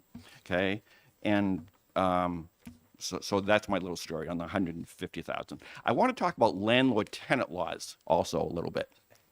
Landlord-tenant laws in the state of New Hampshire are pretty crystal clear, somewhat simple for a guy like me who's been through it over and over and over again. And I'm a hands-on guy. I go to district court and I purchase all the paperwork and that stuff. Okay. If you want to make the landlord-tenant laws more intricate, which somehow reason it the legislature and always tries to do every single year, okay? Who are you hurting? Are you hurting a guy like me who understands landlord-tenant law extremely well? No. You might make it a little harder, a little bit more difficult, but you're not hurting me. You're hurting the person who owns that 3 unit. That's a neighbor of yours. That 4 unit, that's a cousin of yours. That 6 unit that invested everything that they had, okay, and bought a multi. That's the person. And by the way, who are they servicing? Those are probably affordable units.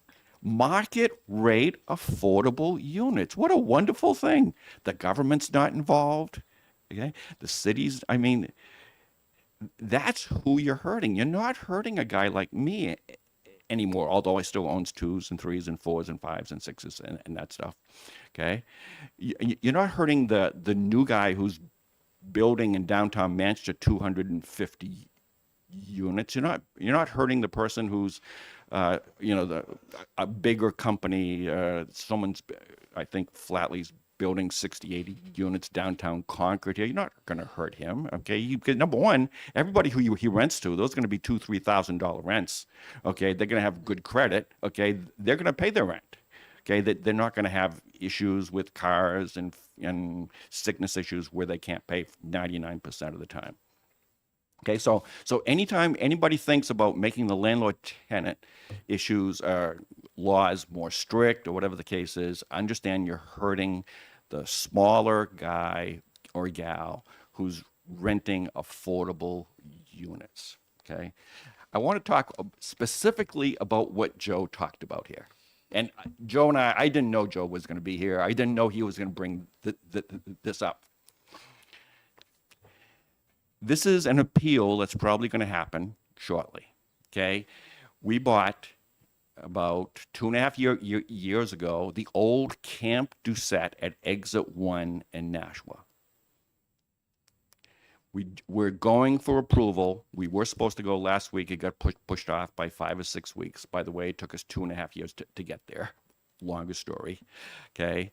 It got pushed off another 3 or 4 weeks, okay? So we're going to build 83 units. We're the first one, okay, to be what I'll call, and I say this kindly, the guinea pig, okay, to build with the new IZO zoning ordinance, inclusionary zoning ordinance in Nashua, okay? We have to build 9 affordable single-family housing units. Now, remember what Joe just said, okay? Those 9 units will not be able to sell, okay? The inflation will not impact their value, so you're reducing the worth of those people in future years if they buy there. By the way, I'm not sure if they can add a deck or if they can add a porch. I will explain why. So the zoning ordinance was passed about 1.5 years ago. We met with the planning director, we met with the mayor and saying, where are the regulations? How can you get a bank loan, okay, to build something if the banker asks you, what are you going to be able to sell the homes for? We don't know. We think, Okay, 2 of the homes have to be sold for about 280,000. A lot in Nashua, a single family lot's has a value about 175, 200, 210. Okay, you got to build the entire home for about 270, 280. Then after you have to build 7 more homes, okay, for approximately 380, 390. We think.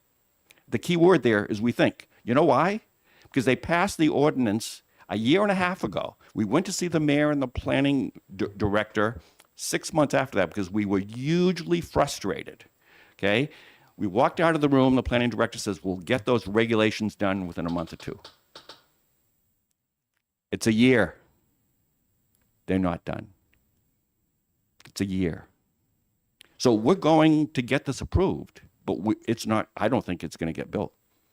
83 homes in Nashua at exit 1 are probably not going to get built, okay? Because the regulations are extremely unclear. They're not passed, and even the zoning ordinance is rather unclear. This is happening right now. 83 homes will not get built, most probably. So let me Sure. ask you, is that appeal going through the Superior Court? No, this is a law firm, okay, that's coming to the planning board, okay, to voice their opinion concerning not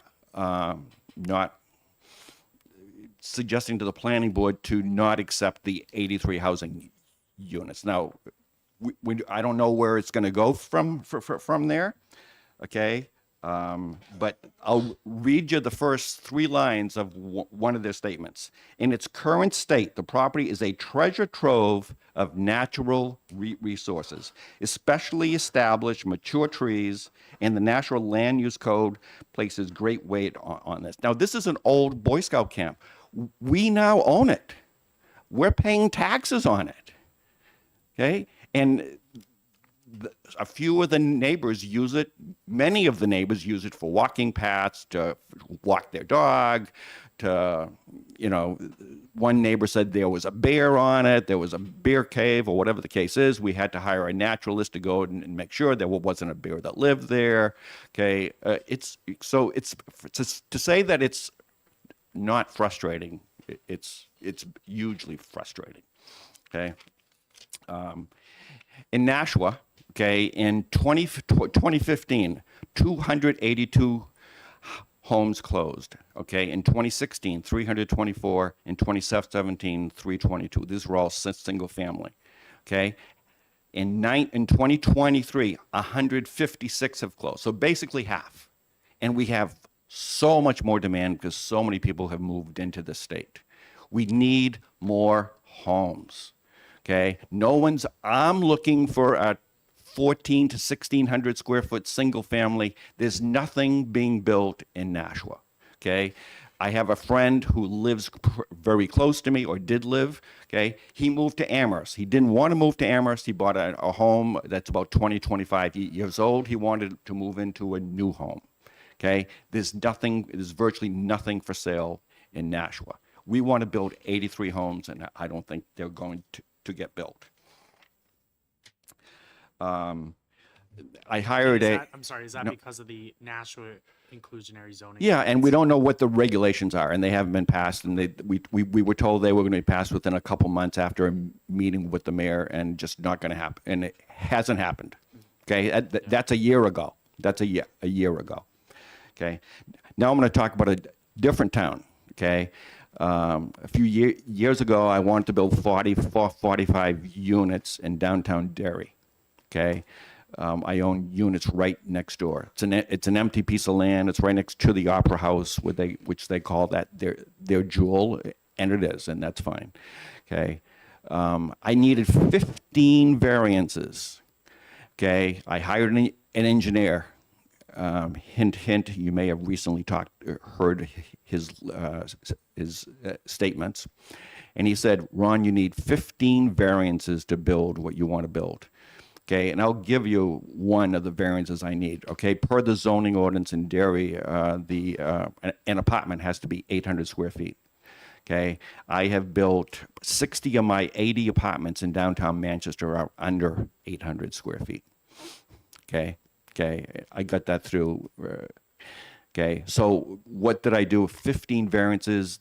This guy told me, Ron, it would be better to hit your head against the wall, and so I just stopped. Okay, so I still own the piece of land. Okay, I have other buildings on it. It's paying for the taxes. Okay, I can't do everything. Okay, so I chose to go in a different direction. It's again, that's my fault. I should be talking to the town council. I should potentially try to vote in all these towns. It's illegal. I'm just kidding about that. Okay, but you know, and I think your hands are tied. Your hands are tied. I shouldn't be talking to you. I should be talking in front of the Board of Mayor and Aldermen in Nashua. I bet you anything they don't know what's happening with their zoning ordinance right now and the IZO that much. Okay, I should be in front of the town council in Derry. Okay, I should be doing a lot of what I'll call political stuff. I don't have time. I got to work this morning at 7. Okay, there's only so many things that I can do, and I'm trying to manage and rent and run 1,800 apartments. That's a challenge. Okay, I think I'm missing one subject, but that's okay. Well, thank you, Mr. Dupont. Are there any questions? Representative McConkey. Thank you, sir, for being here, and I appreciate your point of view. I was just adding up, I think the most properties I've ever had under my management was about 195, and that took all of my day. So I commend you at 1,800. You had mentioned the town of Derry, one of their requirements was 800 square feet. You're a man that has been doing this many times, and I'm sure you've done infill apartments and new construction. What do you see the market? How many square feet are you typically proposing to build? Well, let's pick a perfect example, something that I just built. Okay, there are 90 apartments. Okay, I have 10 apartments with some revolutionary cloud beds, longer story there. Okay, the bed just goes up in the air. Okay, those are expensive. Okay, those are 364 square feet. Okay, I have some larger studios that are about 470 square feet. So the cloud bed studio, I think I have 10 of them. The other studios, I think I have another 10. Don't quote me.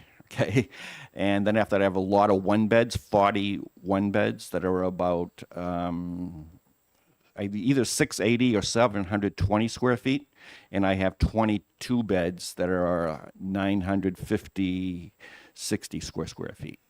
Okay, and the affordable the studios. Okay, that's from my perspective a portion of the affordable housing out there. Now that they're not. You know, depending on your viewpoint, those are going for $1,500 a month. Okay, but it includes Wi-Fi. It includes a lot of things. Okay, I'm sorry. Go ahead. And if I could follow up, so the way where you're speaking of the mix of 360 to 950, is that at your 409 Elm Street Yes. property? Yes. Yes. Thank you, sir. Yep. Any other questions? Representative Ocala. Can we go back to the state fire marshal issue that you had? Were they trying to enforce some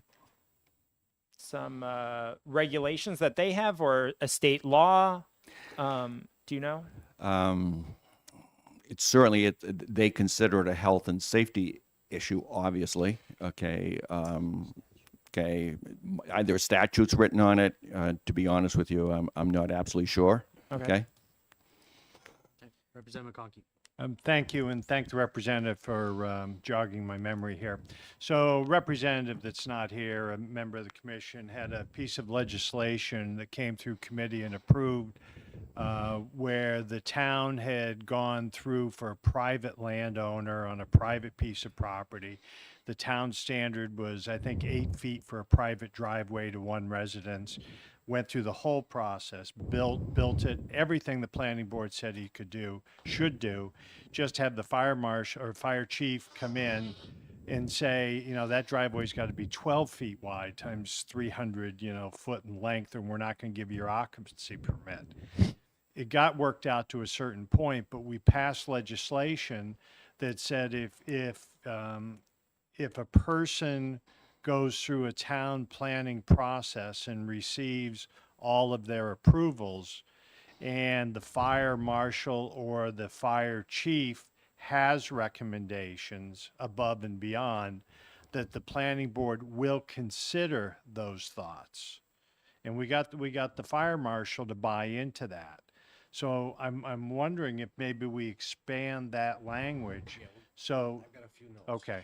So I really am glad to hear your testimony and talking about having to throw a $150,000 generator for the unavailability of something that might happen once or twice a year.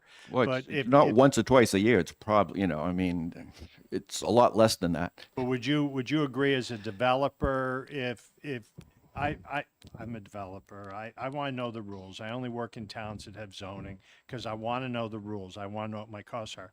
If we could somehow get language in there to that effect, would you think that would be beneficial to you as a rather Sure. large developer? Yes, okay, and understand that the authority in the state of New Hampshire that's the most powerful is the fire department. Understand that, okay? Very important statement that I just made, okay? Or DES. One or the other. All right. Well, are there any more questions for Mr. DuPont? Go ahead, Representative Bucola. What do you think about? There's been some talk about additional requirements that it kind of goes back to your innovative zoning issue, or not inclusionary zoning issue,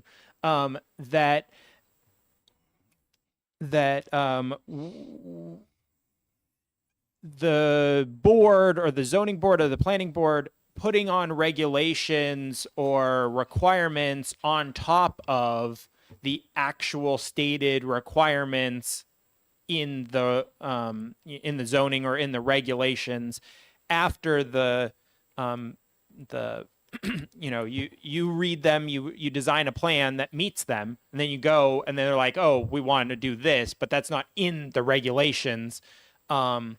And so you have to go back and do more work. Has that ever happened to you? What do you think about requiring that they cannot put in additional requirements on that they have not previously, published and had public hearings on, et cetera, et cetera? What do you Sure, think? I mean, There is language that was just put in that the fees have to be published ahead of Well, fees, that's one thing. There's other requirements right, other than fees, right? To your point, exactly, okay, so I'm not sure I get the years correct. I think, okay, I think I may have my notes, but we bought the Doucette property, exit 1, 27 acres, okay, in something like May of 2 years ago. So we signed the purchase and sale 5 months before, okay? We had no idea IZO regulations were even contemplated by the city of Nashua. We purchased it. Our attorney, Andy Perlman, who's probably the most well-known land planning attorney in Nashua, didn't know about it either because he handled the transaction.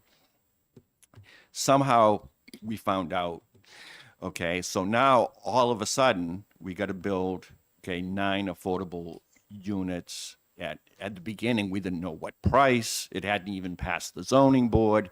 Longer story, they slowed it down, in my humble opinion. That's only my opinion, okay, so that we just couldn't get it through. And so then after they passed the ordinance, and now we're just getting there with no regulation. So I think to your statement, we bought it with no idea, okay? Even when we owned it for quite a while, we had no idea. And then after they passed the IZO, and that puts huge pressure on land.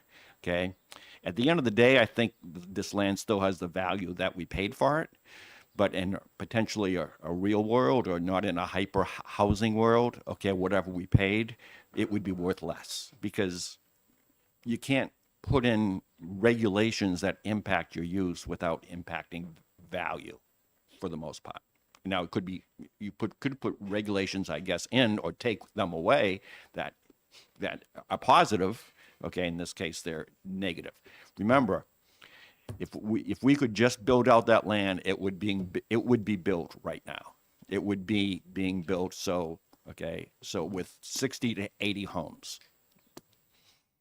Well, thank you, Mr. Dupont. It's been helpful. You've given us a lot to think about. Great. So thank you very much. Thank you. Appreciate it. Thank you. All right. So with that, we're going to take a lunch break. We'll be back at 1 o'clock for a presentation. Thank you.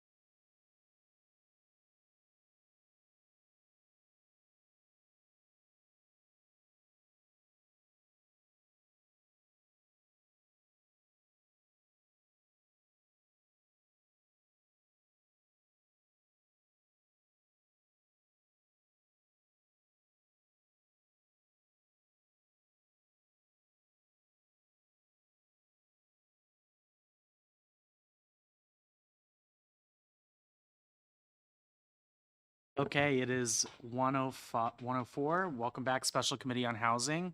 The next presenter I want to have up is James Veo, who is a former grad school colleague of mine. I think we took the art of negotiation together. So I think we are using that in real life today. So I appreciate you coming and presenting on ADUs and on behalf of New Hampshire Housings. Thank you.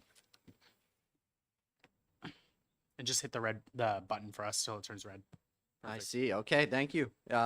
That's you can hear me okay? Yes. Great. Yeah, no, a pleasure and a real opportunity, a joy to come up here and do this. So thank you, Chairman, for extending the invitation. And I hope you guys get a lot out of this presentation. So today I want to talk to you about policy and program models for creating accessory dwelling units in New Hampshire.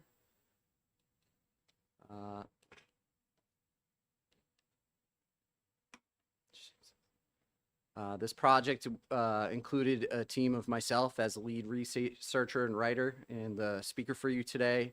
Also Sylvia Volin-Aulich from Southern New Hampshire Planning Commission, and Benjamin Frost from New Hampshire Housing. Just a quick note that this project wouldn't have been possible without New Hampshire Housing that provided the funding to conduct this research. And just a quick note on the mission for New Hampshire Housing. They have a mission to promote, finance, and support affordable housing for the people of New Hampshire. And since 1981, they've built more than, they've helped more than 45,000 families purchase a home, and they've built more than 15,000 multifamily units in the state. So it's nothing to sneeze at. Why are we talking about ADUs today? Well, as a solution to housing, it's necessary. There's a lot changing about the economy, and affordability of housing is at a low, if not an all-time low right now. The inability of our state to build sufficient housing presents a real risk to the overall economy. And we've seen that community health assessments have identified housing as a primary or key need in order to achieve positive health outcomes for the people of New Hampshire. As a solution, ADUs offer a lower cost alternative to traditional forms of housing that we've seen built in the state over the last couple decades. I had a couple of slides in here about declining supply. You guys have already seen a lot of that, I think, by now, so I cut them out. And the skinny here is that with such a low vacancy rate in the state, it blocks the ability of people to choose housing, and it is keeping people from entering into home ownership, which is a pretty key goal for social stability. I won't go through all this, but there are a lot of ways that ADUs create opportunities across society. And this table I have here just looks at a cross-section of different elements of society, such as economic, social, and environmental focus or disciplines, and then the users of ADUs or the beneficiaries of ADUs, such as homeowners, renters, families, seniors, and the general public. And really, there's a multitude of ways that ADUs can have a positive impact on society. That's kind of the takeaway from this slide. So if you're interested in getting into any of the details of what I flash on the screen here today, I will share these slides with you, and you can dive into them in more detail. And almost all this content shows up in the report that's available on New Hampshire Housing's website. Before we dive into research, I just want to talk about, I got 3 slides here to talk about what an ADU is in New Hampshire. And so RSA 674-71 defines ADUs, and in 674-72 is language around kind of framing what's allowable for ADUs. And so I've highlighted a couple of things here I just want to hit upon, which are important to the production of ADUs in the state. And the first one is the definition defines an ADU as attached or within a single family dwelling. And there is additional language in RSA 73 which conflicts with this. It says a town may allow detached. And so this is something I want to focus on. There's a little bit of conflict within the state's language, and it leaves the door open to restricting to attached only. Some other things here on the right-hand side. It says here that ADUs can be allowed as a matter of right, like a by right use, or through a conditional use permit or a special exception of the zoning. And that opens the door to requiring hearings in order to get your ADU permitted. So something to keep note of. This section 3 has something about requiring an interior door between the principal unit and the accessory unit. This really only applies to attached ADUs, but the language, again, for somebody who doesn't know the rules that well, might find this confusing. Section 6 here, a municipality may require owner occupancy. And we've seen in the state of New Hampshire that, you know, somewhere between around a half of the municipalities to 2/3 require owner occupancy. And then we already covered this 73, the last one here, about allowing municipalities to choose whether or not to allow detached ADUs. So that's New Hampshire's rules in a nutshell, abbreviated. What did we see in our national research? Well, there's 3 regulations that have a pretty significant cooling effect on the production of ADUs. And those 3 regulations are owner occupancy requirements, off-street parking requirements, and conditional use permit hearings. So those 3 things alone put a significant dent in the number of people who would have the capacity to go pull a permit for an ADU, just based on knowledge and skill. On the right-hand side, we have a few more, and sorry, I kind of butchered the numbers here. But there's limiting regulations around the dimensional size of an ADU that also limit how and where ADUs can get built. For all this other than to note them. Things like lot setbacks, having large lot setbacks, limits where an ADU is possible, especially in village centers or the cities of New Hampshire. Size limits that are proportional to the primary home tend to have be a little bit regressive towards people who have small homes, because then they can only have an even smaller ADU. So that creates some challenges. Minimum lot sizes, which luckily in New Hampshire we don't have that issue. The prevailing zoning is required to control the lot size for ADUs in New Hampshire, so it's a non-issue. Then type restrictions. So we just saw this in the previous slide that New Hampshire allows municipalities to restrict detached ADUs. That restricting detached ADUs has a pretty significant cooling effect on the production of ADUs. And then finally, development fees. There's documented proof that when these fees are waived, either permanently or for a period of time to jumpstart the production, that it has a measurable impact on the number of permits that are requested. And all this is pretty thick, so we'll get through this and then you won't have to look at this anymore. We'll get into some lighter content, but these are a couple recommendations I would have for the state in terms of increasing ADU production just through amendments to RSA 674. The first one is to change the definition to include detached ADUs. The second is to make all ADUs an as-of-right use, so eliminate that conditional use permit hearing. I don't think that that's something that would go over easy, in terms of the effect on local land control, but if you wanted to have an impact where ADUs were being built at higher rates, it is proven that. What do you mean by, I'm sorry, what do you mean by conditional use permits? That's a good question. Yes. So yes, so you could either have a hearing through your zoning or planning board, which that hearing would involve you proving that there's a need for you to have this, and you would need to notify your butters, go to the hearing. The board that's overseeing this use permit would then have the opportunity to provide feedback about your project and attach certain stipulations to its approval, or they could outright deny your request. So if you think about this from the terms of a homeowner, they might need to spend several $1,000s, get a site survey, hire an engineering professional, a civil professional, an architect to present plans. And they might do all that and still get to a no answer. And so they might spend several $1,000s that they could not recoup. So that presents a real risk to the household. If the household's a little better off, maybe they can afford to take that risk. But we know that something like 2/3 of households don't have, more than a week or two of salary savings in their bank accounts. So they just literally don't even have the money to get through the hearing process. As of right is usually an application process. So you would fill out an application. All the rules would be laid out in front of you by the staff. The planning staff would put together a checklist. You would fill out the checklist. You would provide all the documentation requested.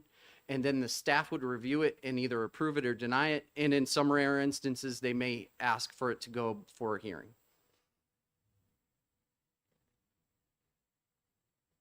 Two other recommendations here. One is to override local off-street parking requirements. One of the things we heard from the zoning atlas was that some towns had fairly high requirements, 3-4 parking spaces for an ADU, which seems like kind of a thinly veiled way to block ADU production. And so it seems that local land use boards are sort of abusing their powers to restrict this kind of housing type. And then fourth is the owner occupancy requirement. This is a little bit of a double-edged sword. People get upset at the idea of eliminating owner occupancy requirement. And the reason is it makes the home more vulnerable to becoming an investment product for someone. Someone buys it, rents out both the main house and the ADU, and then now that's out of the pool of people who can compete to own a home, right? So that's a real risk. The other end of that is we know that when large capital pools get a hold of a successful model for profit, they would churn these things out in big numbers. And so you have to kind of choose your path, which way you want to go. So when people ask me my recommendation on owner occupancy requirement, I really don't have a recommendation that is, it depends on what you want to achieve. If you really want to achieve home ownership, then require the owner occupancy. If you want to build a whole lot of units in a short amount of time, then remove the owner occupancy unit. All right, so I apologize. That was kind of thick and a little much, but I just wanted to hit on that because we don't really talk about it for the rest of it. And the reason I brought up all this local regulatory stuff is, as you'll see later in this presentation, almost every one of the case studies started with some kind of liberalization of local regulations, and momentum built from there. And so you'll see the theme of this unfold as we go. But in short, the research goals are as follows: to explore policies and programs implemented in other states, seeking to encourage and support the creation of ADUs, and the tools and techniques. So we present how, in this report, how New Hampshire can use these identified strategies of other locations in order to develop their own regulations and programs to stimulate the creation of ADUs. And the scope of work kind of breaks down like this: case study research, we'll talk about those; analysis of policy, identified tools and techniques, scenarios for ADU production, and then, not in this presentation, but in the report that's on New Hampshire Housing's webpage, all of this has, there's probably over 100 links to source materials and reference materials throughout it. So if somebody was inspired by anything they saw in this report, they would very quickly be able to get to the core information of how the policy is run and how the program is operated, and replicate it if they wanted to do that. So let's talk about case studies. There's 3 areas of focus that we set out with when we started this research. It was affordability programs, pre-approved plan programs, and design initiatives. So let's talk about the first one. I'll give an example of one of these for each of these focus areas. So we'll start with affordability. On a high level, I'll just mention the 3 case studies that exist for the affordability component of this research. The 3 are Barnstable, Mass., which is Cape Cod, or a good chunk of Cape Cod. Boston, Massachusetts, both of those have loan programs. And then the third is California, which has a grant program. And so the first two are really focused on local programs and initiatives, and California is a state initiative. So we'll look at the state one since you guys, that's kind of your scope here. We're talking about state stuff. So California's our biggest state in the nation. It's 44 million people. It's enormous. California has a program that was part of a much larger legislative action on ADUs and housing, which again liberalized rules around ADUs and invested a significant amount of money into facilitating production across a whole range of elements of housing. This is not that different than the Invest NH initiative that the state of New Hampshire recently undertook. Within this larger legislative action, they had this $100 million set aside for ADUs. And it sounds like an enormous number, and it is because it's an enormous state. But as we'll see later, if you scale that to the population of New Hampshire, it would be not more than a $4 million program. So totally feasible, achievable size scale program for the state of New Hampshire. So what do they do here? They have a grant, and to be eligible for it, you have to be a working class household. So how do you define that? That's less than 120% of the area median income. And the grant is designed to serve these households to help them get over the hurdle of permitting and approval. And so the way they do this is that California Housing and Finance Authority is administering the grant, and they work directly with lending institutions to be the grant escrow managers. So the state passes this bill, says Housing Finance Authority, go figure out how to get this money out in the community. The Housing Finance Authority goes to the local banks and says, we would like you to sign up to serve as the escrow manager for these funds and work with households to get them to a place where they can build their ADU. And in return, that homeowner's probably going to take a loan with you to do the construction part of their project, which is really pretty clever. It plays the incentives of the lender, it plays the incentives of the homeowner, and links them together, which is pretty smart. The state of California managed to spend this $100 million in just a few short months, which is pretty incredible. It shows the merit of how efficiently the program was run. And it provided a booster shot to the ADU industry in the state. Within the last 2 years, the ADU industry has seen literally dozens of manufactured ADU, prefabricated accessory dwelling unit manufacturers popping up all over the state. And we're not talking like small outfits, build a dozen here, a dozen there. We're talking factories, 200, 300,000 square feet, anticipating building hundreds of ADUs a year. So a pretty substantial investment of capital by the private industry as a response to this $100 million, pushing demand into a place where it was feasible for capital to invest in it. So we talked about kind of the framework of the program and how it works. I haven't told you what the use of the funds were, and that's pre-development cost. And so all eligible costs would be the design of the ADU, the permitting of the ADU, so to get all your approvals in place, the site work, so any kind of groundwork that would, need to put in a new sewer line or something between the house and the ADU, you can do that. And then finally, if you have money left over after all that, you can buy down interest rate points on your loan with the bank. It's another reason to work with the bank, this mutual sort of relationship. This program is very well designed to serve households that don't have cash on hand, but likely have a pretty high level of equity in their home. And that's a key group to work with. They want to build an ADU, but they don't have the $10,000 to get to permitting and approval to get a loan. Well, we'll help you get through that portion and get your loan, and boom, they're on their way. They've got a new revenue source, or they're housing a family member at a much lower cost than they would have otherwise.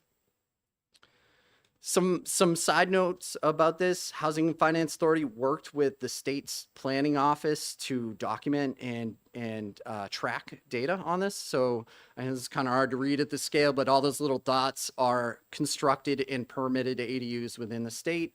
And because they have all this excellent source data, there's a lot of really good research going on about the effects of ADU production on the economy of California. So something to keep in mind. Just to put things back into perspective here, they've built 22,600 something ADUs in a 2-year span, but that's only 0.3% of all single family housing stock in the state of California. So it's literally a drop in the bucket. Like you got to think about this stuff in terms of scale. So, you know, it all seems very massive until you think about it in relation to the 44 million people that live there.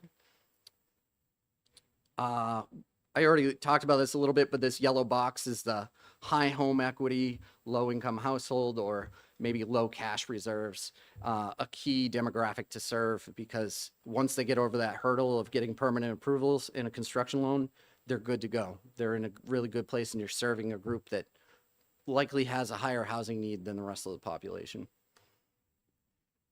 All right, so that's affordability. I gave you one example out of 3 because we're a little short on time, but I'd like to now talk about pre-approved plans. And so you might be asking, what is a pre-approved plan?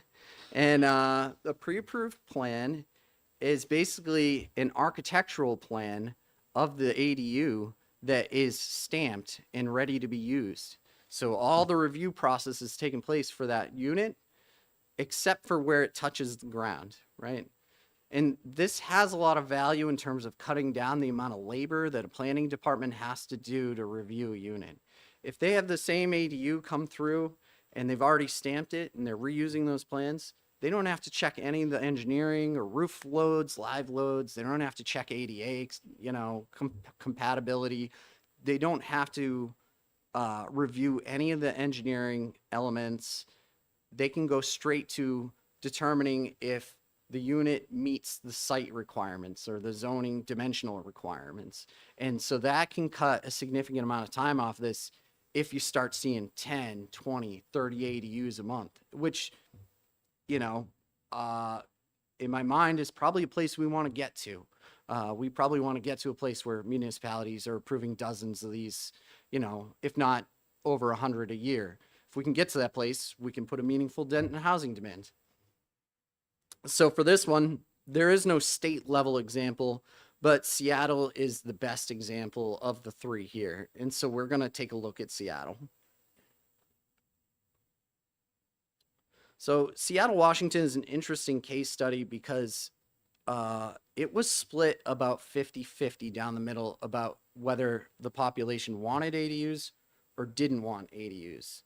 Really, half the population was, I don't want those in my backyard. I don't want them in this neighborhood. They're going to cause traffic congestion. They're going to take parking. You know, all the typical things we hear about growth, you know, that people are concerned about. And some legitimate and some maybe not. But all of that was true in Seattle. And so because of that, the planning department had to be very diligent about every step they took to facilitate policy, so as to not upset anybody, right? Like they really wanted to show the merit of the process they followed in order to not have people pick apart their efforts. And so the way they did this, once the city kind of waffled back and forth, and then Washington State stepped in, and the state passed a law that said ADUs are the law of the land now. So this is true in Seattle, Washington, in Oregon, California, and a couple other states. They basically say ADUs are a by right use now. So once that happened, they got Seattle started this process of putting together information for the public to use in developing or building their own ADU. And so they have a very thoughtful and useful step-by-step guide for ADU production, like what process do I need to follow in order to do it. And this represents a really well done technical assistance from the planning staff to the general public. Within that, they have their pre-approved plan program, and they have a library of over 160 ADU plans, but not all of them are pre-approved. The 160 plans came out of a solicitation process that was sent out to design professionals. They said, we would like to pre-approve a specific number of ADUs, and we would like you to submit your plans, and we will determine whether those plans are sort of the highest and best purpose for the public's desires. And so they set out these criteria, and the criteria was developed through a public survey. So it wasn't just the planning staff determining what was important in an ADU. It was, let's go out and ask homeowners what they want in ADU, renters what they want in ADU, and then they developed the criteria for the design professionals to respond to that. They then said, you can respond to the submission, but you have to pick a category. You know, is this ADU going to be green building? Is it going to be affordable? Is it going to be flexible future use? You have to determine which one of these you're submitting your plan under. And then they had a panel to review all the plans that came in, and they selected the 12 best plans, and they put those in for the pre-approval process. So it's a very useful way to limit the scope of work that the staff had to do to review and get these plans ready for the public consumption. But also, everything's transparent. The whole process they use, the survey results from the public, the decision-making and scoring process for the plans that were awarded, the fact that all the plans that were submitted can be downloaded and the plans reviewed and looked at by the public. And all of this really serves to instigate discussion amongst the public about what is important in housing around ADUs. Part of how this program functions now that this library of 12 units is in place is that the designer of the unit gets to charge a fee if a homeowner chooses to build using those plans. And so there's a license fee on the web for using the plan available on the web page. And the license fee is important because it establishes an engagement between the homeowner and the design professional. And for every homeowner that thinks they want to use a pre-approved plan, then comes along some idea about how they want to change it. They want to move a door here, they want to change a wall here, they want to push something out 3 feet over there. Well, when that happens, it's no longer a pre-approved plan. They need a design professional to bring that plan into compliance, right?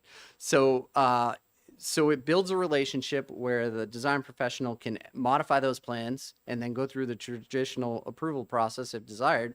Or if the homeowner just uses the plans as designed, they might want a construction representative, a homeowner's rep, an owner's rep during construction. And so they would hire that architect who designed those plans, probably knows them well, has probably overseen the construction of multiple iterations of that plan, to then oversee construction on behalf of the homeowner and protect them from risk involved with construction. On the designer side, they get to retain ownership of this plan. And so what we found in the research is, and you know, bear with me, this is very Pacific Northwest, so this doesn't look like New England architecture. But what happens is, because the owner, the architect or the design professional retains ownership of these plans, they're really incentivized to put forward the most effective product to lure homeowners to use their plan.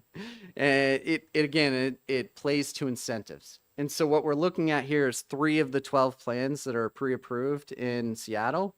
One's a small cottage, one's a 2-bed, 2-bath, so pretty substantial size, larger than most towns allow in New Hampshire at 1,000 square feet, and then something kind of in between. Again, all these plans are available on the website, but I thought it would be valuable to show you this image because then you get a sense of the level of quality that went into these. What we saw from Chico and Eugene is that when you don't use a solicitation process and you hire a design professional or you have in-house staff do it, the quality of the pre-approved plan is not nearly as nice as this, and you don't get as good a product, and it doesn't instigate as much participation from the public in building ADUs. Some other quick notes about Seattle. They have a really nice online map you can use to look through and see if you meet all the requirements. and where you might have you might get flagged for additional review. It's a really effective tool. I don't show all of it here, but I highly recommend checking this out. You go to their AD Universe webpage and you can scroll around this map if you want to check it out. It's real fun to use. You can just pick any random house and say, oh, would an ADU work here, and why not? They also have all the rules around ADUs on this webpage, easy to reference. You don't have to go digging through some deep into some web portal to find the regulations on ADUs. You can do it right from this single web page. What else do they do here? They track data, just like we saw from California's planning department. They track all the permitting and all the applications and who's living in these things, what kind of households it's serving, how it's affecting the housing market in Seattle, how it's impacting other resources that go into housing. It's really useful. They then, on an annual basis, put this together in a report that they give to government officials that are responsible for policy making to guide their decision around future policy or amendments. And that, in a nutshell, is Seattle. One last case. I don't know if you guys have any questions about what you're seeing here, but we'll give one last case study, and then we can talk about identified tools and techniques. All right, I'll go through this real quick because it's probably less relevant to what you're doing at the state level.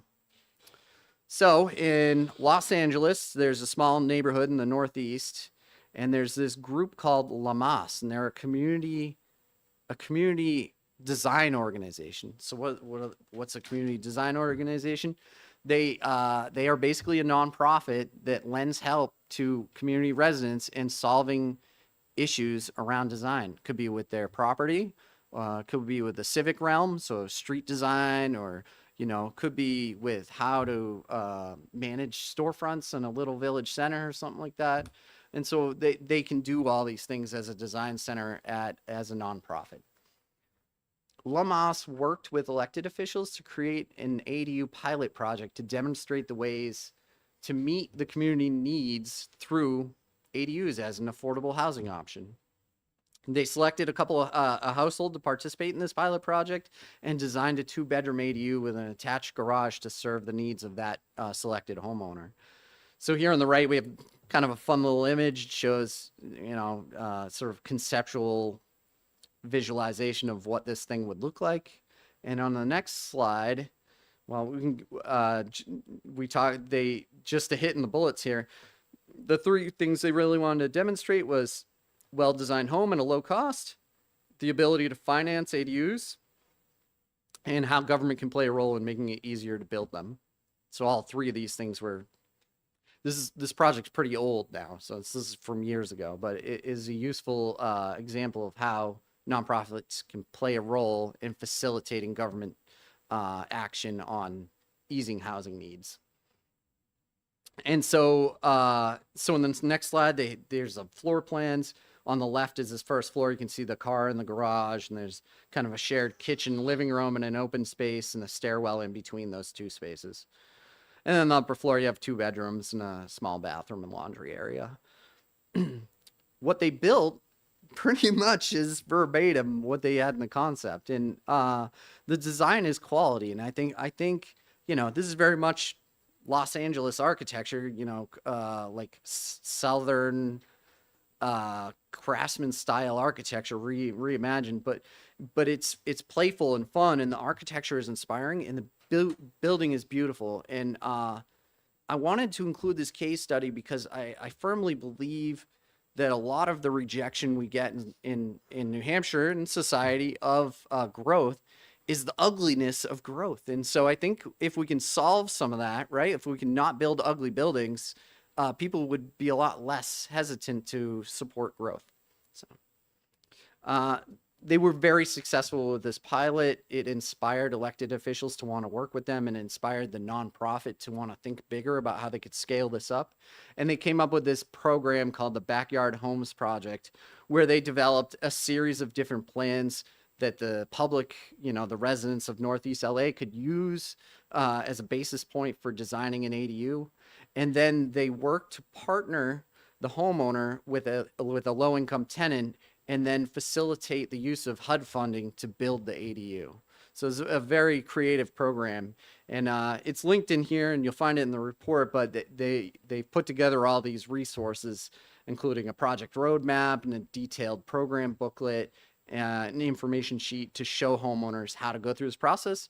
And if the homeowner wanted to do it, this this community design group would walk them through the process.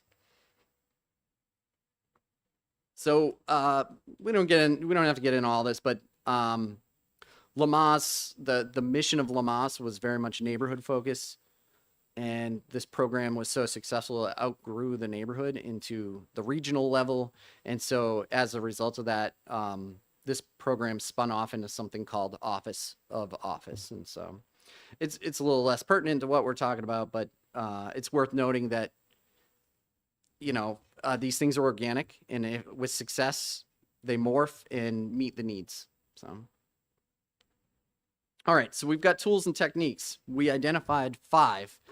The first 3 were where we started. We started this initial research looking at affordability, which is calling financial incentives here, pre-approved ADU plans, and then design initiatives. So things like design competitions, community technical assistance.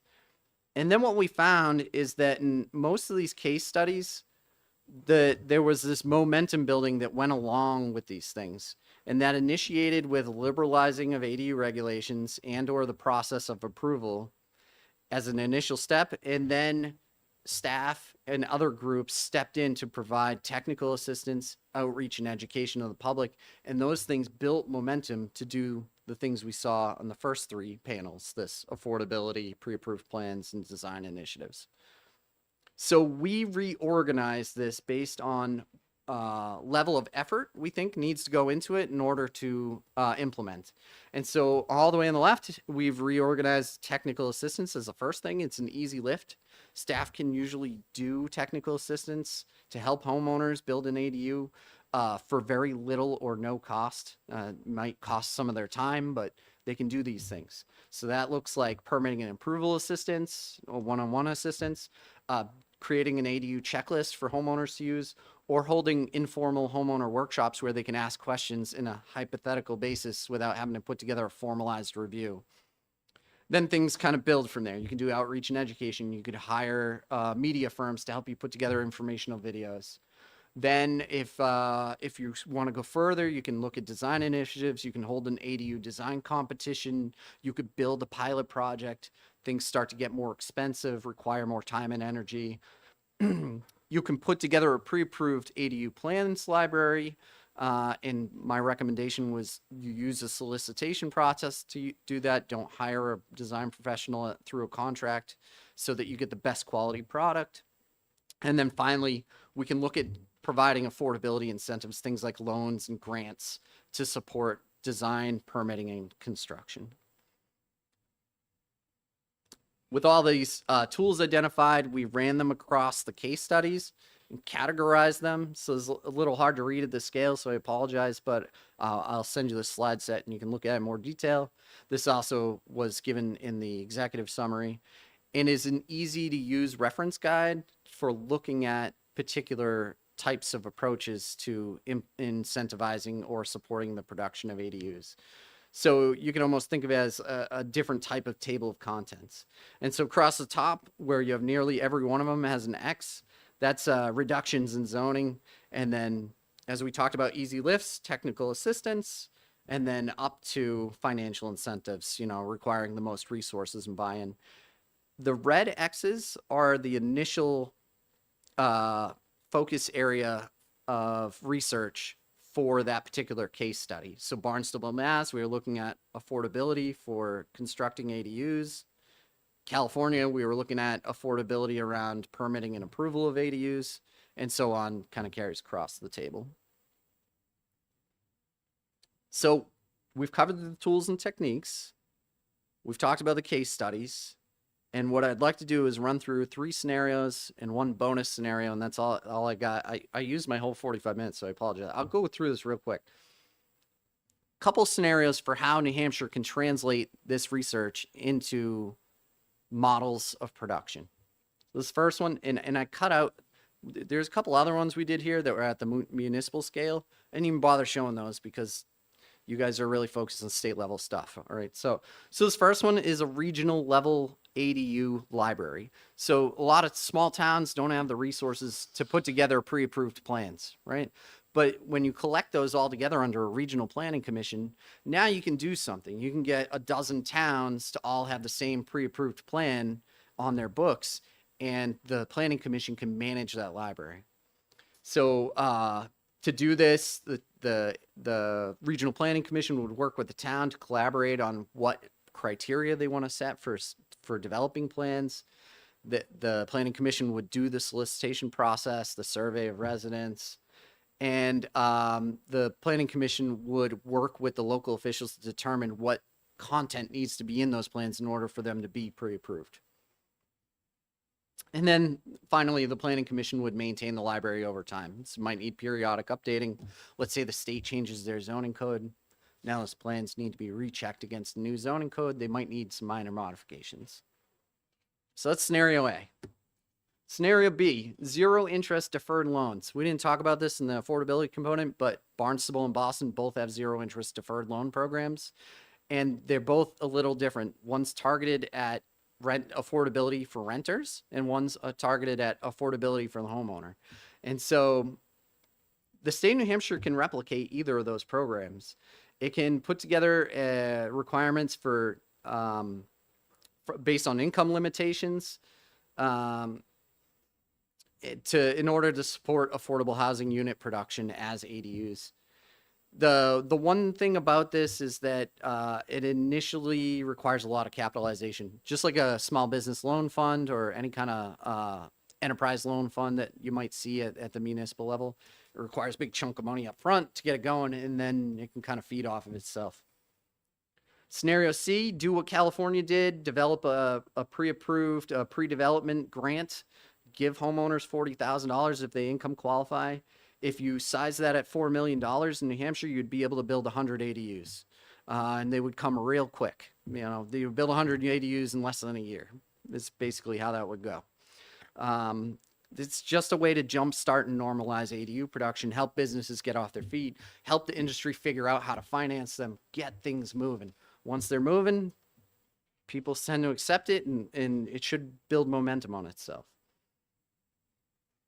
This is a bonus here, this one last one. What's possible? There's this really cool program out of Portland, Oregon. Hacienda CDC, which is Community Development Corporation, led a pilot project to demonstrate how to build at scale modular housing units, not specifically as ADUs, but I think they would make great ADUs. And the state provided $5 million in funding to support this initial pilot production. And that translated into a $44 million grant from EDA to grow an emerging market around timber products. And what's so unique about this is they build this with like a cross-laminated timber or a wood mass wall. So the wall is solid wood and the whole way across its panel, like a giant thick piece of plywood. And you'd think, well, that doesn't seem very efficient. But the thing is, for whatever reason, in Oregon, they have a lot of byproduct tree timber that is not suitable as lumber stock, 2x4s, 4x8s, things like that. And so the product doesn't have a high use value proposal outside of Home Depot. So what do? They turn it into this panel, and they're building local housing products out of it. So it's really, really interesting innovation. And so New Hampshire could do something like this. They could build 6 prototype units with some innovative building technology, maybe work with UNH to determine what that is, provide these projects through design, construction, delivery, and field monitoring. And then perhaps maybe that would scale into a larger production year over year, drop the cost of these things, and then they become market viable on their own. So I apologize. I went like really long, really fast, but that's all the content I have for you. Well, thank you. That's been helpful. So we hear about ADUs. I think the most helpful part was the beginning where you told us recommended changes, and I think it's given me a lot to think about. I don't know about the rest of us. Are there any questions for Mr. Bayo? Representative Walsh. Thank you, Mr. Chair. Thanks for taking my question. It is getting back to the beginning of it with recommended changes. You were talking about a proposal to make them by right, so people wouldn't necessarily need to get surveys because they don't have a lot of money. Again, you explained later where they're going to get the money to build it if they don't even have the money for a survey. Would you recommend building anything on a home or a detached ADU if we went down that road in a meets and bounds state like New Hampshire with antiquated borders without a survey? Well, by right doesn't necessarily mean that you would be able to build without a survey, although a survey does elevate the cost. You know, the towns could set through their zoning what the requirements are for submitting an application, and a survey could be one of the things they require as part of that application to build an ADU. My recommendation would be, you know, I wouldn't require more than a plot plan, and that the owner certified that the plot plan is accurate. And this is in the 80s. This is how a lot of single family homes were built, including my own. You know, maybe we've moved past that as a society and we can't go back there, but I know when I wanted to build ADU on my property, I had to pay $2,000 to get a survey done. Not the end of the world, but you know, it's a cost. Go ahead. Follow up. And again, I'm just being realistic about this. Surveys are critical. For an example, you referenced your home cost me $6,000 to find out that my plot plan didn't match the survey. So, thank you. Representative Yokella. Yes.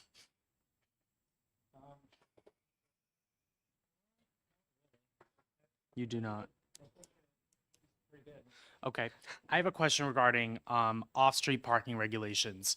Do you know how many not how many, but like how often that's used as a hindrance to building ADUs in New Hampshire? And I mean, what I'm thinking, something realistic, is saying like you can require up to one parking spot per bedroom or something. I'm trying to think of like something that's realistic that can accommodate, but also be like, all right, you can't set like 4 parking spots per 1 bedroom ADU. Doesn't make sense to me. Yeah, 1 per driver. Yeah. Got an in-law, they may not be driving any longer. Yeah. Yeah, I think the idea of, you know, requiring 1 per bedroom is totally within the realm of reason. You know, I live in the city of Manchester. We allow overnight on-street parking on street, and most of our streets have plenty of capacity to manage that kind of cars on the street, especially in single-family neighborhoods. There's plenty of room for cars on the road. The reason why I bring it up for Manchester up is a lot of the housing that exists has a long, skinny driveway to a carriage house in the back, right? So you have a lot, maybe it's 50 feet wide, the house is taking up 30 feet, you got a driveway 12 feet, you're pretty much there, right? If you then go say you can only build an ADU if you add another parking space, it pretty much knocks all of that housing type out of contention for building an ADU. And like, that's, you know, we think like, okay, the car is an absolute requisite because we don't want to create undue burden on the community. But in many scenarios, that homeowner's not going to have someone who drives in it. Might be grandma, might be, I don't know, somebody that's walking to work if they're in an inner village. And so, you know, I think what you're proposing as far as a state max on requirements for parking makes sense. And then it still leaves the flexibility for a place like Manchester to determine when and where and how to require less parking if they want to do that.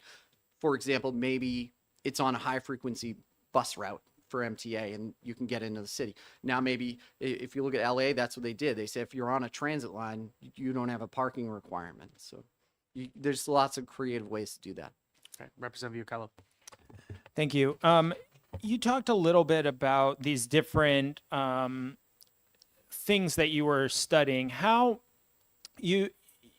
some of them were, you said old, and so like the California one, what year was that? And then is there what other benefits, I guess, have they seen, so they put, they put in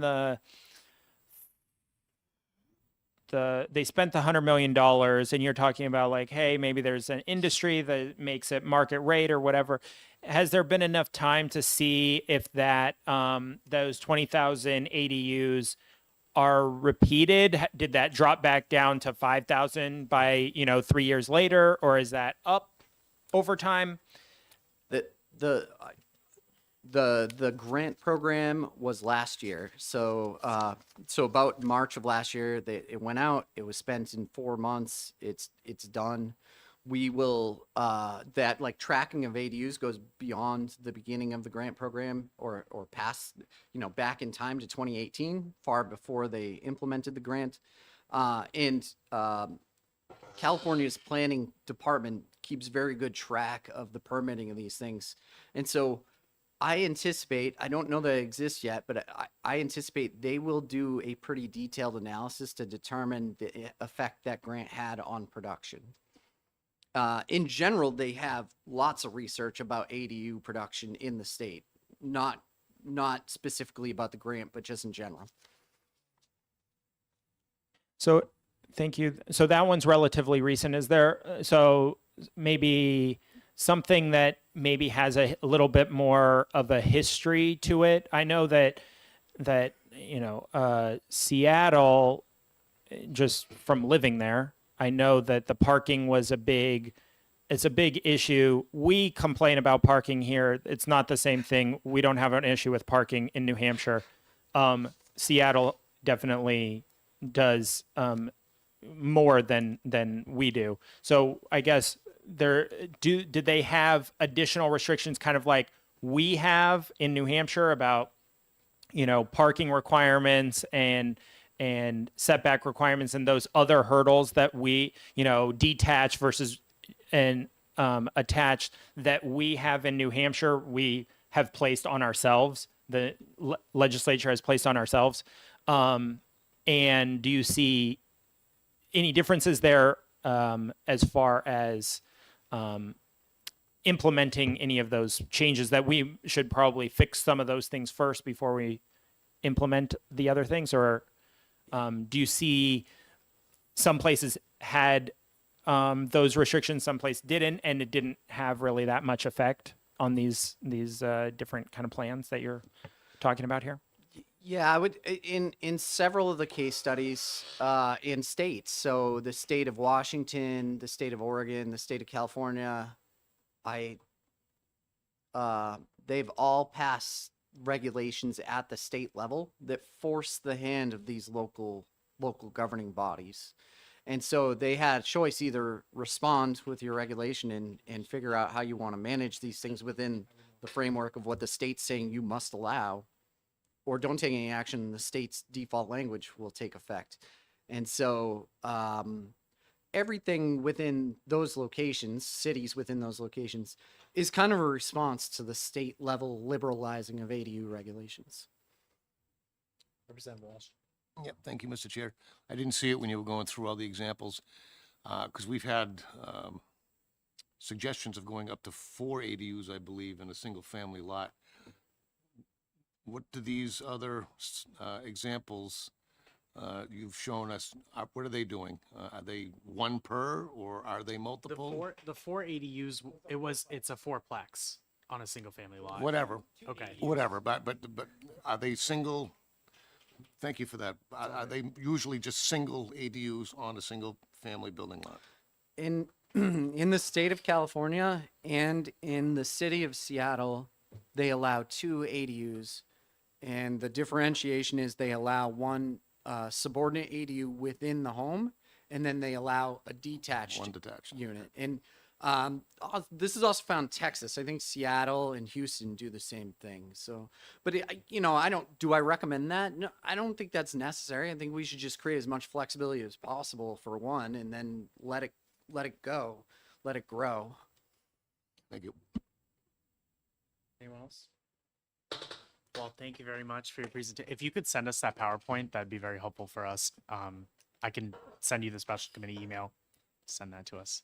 My pleasure. And if you guys want any help crafting any kind of programs around New Hampshire's ADU regulation, I'm more than happy to be a sort of a third party set of eyes to provide recommendations to you guys around, crafting any kind of scope of work. I have a feeling there'll be a bill submitted on this stuff next year.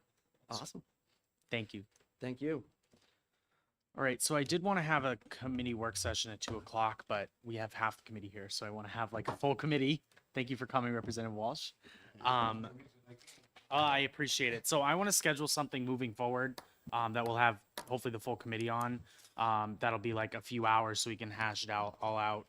I know earlier today Representative McConkey is going to work on some DES rulemaking and recommendations for that. But I guess I kind of want to open it up and see if there's anybody else that's looking at anything particular. I did watch the presentations this morning, and again, I figured I could get here for the Yep. workshop. I guess just in my opinion, I couldn't get to my phone for the first one, but both Joe Witchert and I think it's Ron from Red Oak, in my opinion, were probably the most realistic testimony that this committee has seen. So I hope we can look back at some of their suggestions and angles when we start crafting some suggestions. One I'll throw out, which Ron said, and I believe it was Ron, right? The fire department is the most powerful entity in the state of New Hampshire. Isn't this the truth? Yes. So just throw this one out there. The problem is it's called the authority having jurisdiction, which is within the fire codes, which gives the chief or designee in each municipality pretty much fair right or fair ability to interpret on a specific basis those codes. That's terrifying.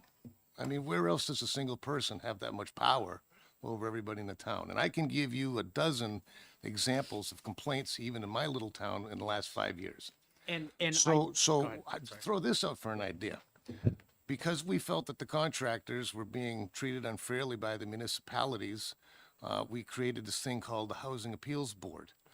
Maybe we ought to give an angle to, for the same reason, Fire Code Appeals Board. It's just something to think about. Yep. That at some point with these fire codes and the cost of them, we've got to have some people just looking at these things and applying some common sense, rather than just having somebody with an interest saying, no, you need this, I don't care how much it costs. I think that's Agreed. an excellent idea. I mean, Representative Wallace was talking about expanding his language, but I think even having something separate that just deals with that is good too. Yes, I think it might be smart to have a two-pronged approach, if you will.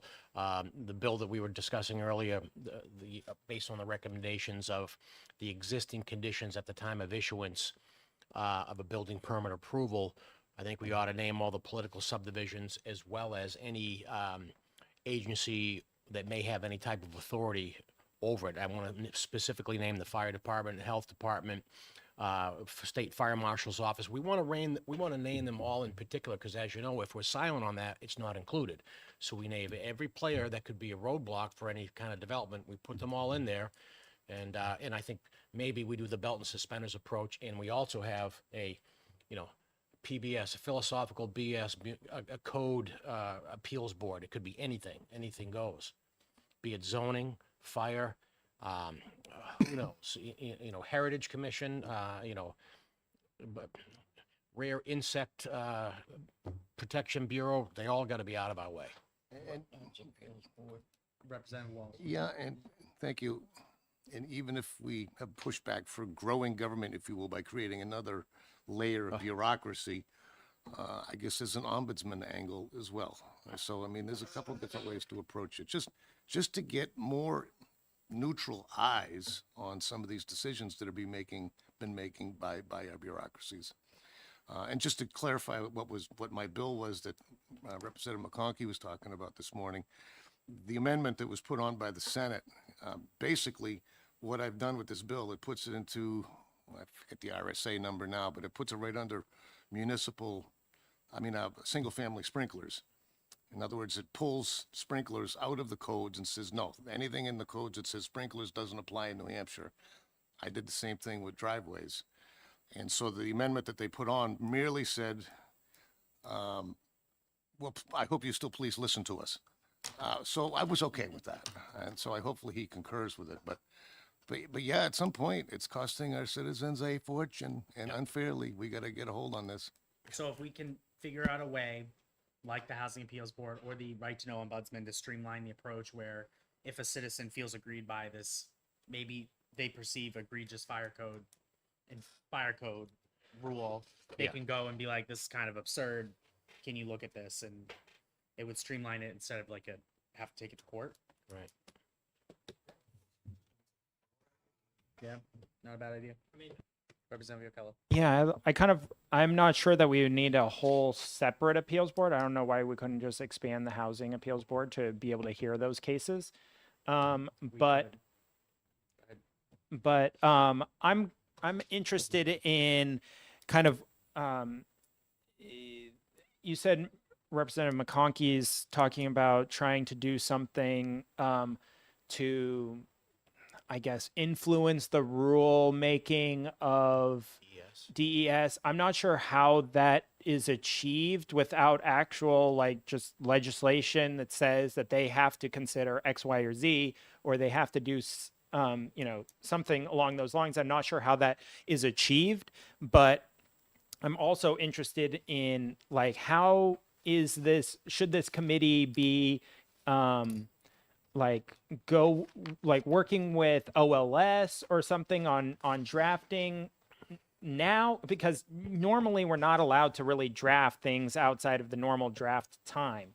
And so how is this committee going to, be drafting stuff, getting it printed and working on it kind of for these work sessions? Or is it all going to be just like, back of the napkin kind of stuff until we go to OLS? Can you suggest how we're going to be moving I don't know forward? if we're allowed to, maybe somebody else has more, but I don't know if we're allowed to file, are we allowed to file language right now? Or we No, we can't file anything. draft something? But as far as the rulemaking process, we've granted DES pretty wide authority to do that. However, we can constrain the depth and breadth of the rules that they make by putting guardrails through the GELCAR process. And that's a pretty straightforward process, sort of. So, we certainly can do things like that. And that's typically the solution when we find an agency that has run amok and taken their authority a bit too far. We'll say, well, you can make rules to this point, but not beyond. So to answer your question, I think we should have, when we have the full committee work session, give everybody something to file with OLS. So I'm thinking maybe end of June, have something where we all have our mission of what to put in, right? You put in something regarding. I'm sure some of the representatives are not. I'm sure some of the representatives are not going to be like, hey, one of the things in this committee that we really should do is get it nailed down. Like, this is what the committee kind of likes as the idea. And it's hard to do that without actually any language that we can critique, right? If you come in with a draft from, an ADU bill from Representative Reed, and then, Representative McConkey or I have a criticism of it, like that, the benefit of having this committee and getting all of these things that is getting that hashed out beforehand, and not have it, where they file it and then it comes to this committee or comes to another committee, and then they have, 15 different amendments and it dies because it's not ready for prime time. I thought that a lot of this committee was going to be, helping get it to prime time. Now that we have a bunch of ideas, like, how do we get that language kind of in draft form so that we can nitpick it and get it ready for prime time, so for a filing with the rules with OLS and stuff like that. I think that maybe we need to talk to the speaker about, like, hey, can we draft, get approval for the committee to get some things drafted? Maybe it's an amendment to, HB 1000, right? And we're just drafting some amendment that is not actually going to go anywhere, but is able to be worked on while this committee is kind of in, maybe something that is retained or something, right? That we can, like, officially have this bill as the thing that we can draft amendments to, that we can work with OLS and get something here for all the committee members to critique. Well, I What do you think? Kristen, I have a question. Are we allowed to get language drafted this summer, or do we have to wait? Well, That would be great. I mean, I have a bill in judiciary. We could just like put some stuff, like find amendments to and stuff to look at language, but And exactly, I think, you know, the very special committee on housing exists because this is a critical issue at this point in time. So that being said, I don't think we should have to wait for the fall to start working on this. Everybody's here, we've been fact finding and listening and gathering data at this point in time. We've got some, you know, we've got a lot of ideas flying around in this brainstorming session. Let's get them down. Let's talk about amongst ourselves, and then we can hit the ground running and like you say, that's a great idea. We want to be ready come OLS, you know, filing season in September. We don't have to then wait for January for amending. We've got this stuff worked out amongst us. And we take it and run it from there, but we probably will need the speaker's blessing. Yeah. And we got to bring in probably David If we Alaconis. asked the speaker for a day, like in August, we could work on it all day with Yeah. all the different. I'm No, that's sure not he- up to me. He wouldn't mind. okay. Representative Walsh. Yeah, just, we do have an abundant amount of information. I've been trying to keep track with notes and things as we go along. Just for trying to make this all work, I mean, this committee, I think, should kind of start with an outline, whether it's generated by you or staff or whatever, Yep. in a workshop, add things to the outline. We need to prioritize and come Yes. to a consensus on what we think we even need to be moving forward with. Because we could have two completely ideas of what To we need solve to one do. problem. And if we don't have a consensus, we're just gonna fight each other. Nothing's gonna get accomplished. I think there's plenty we found out that we do agree on, but we gotta start someplace.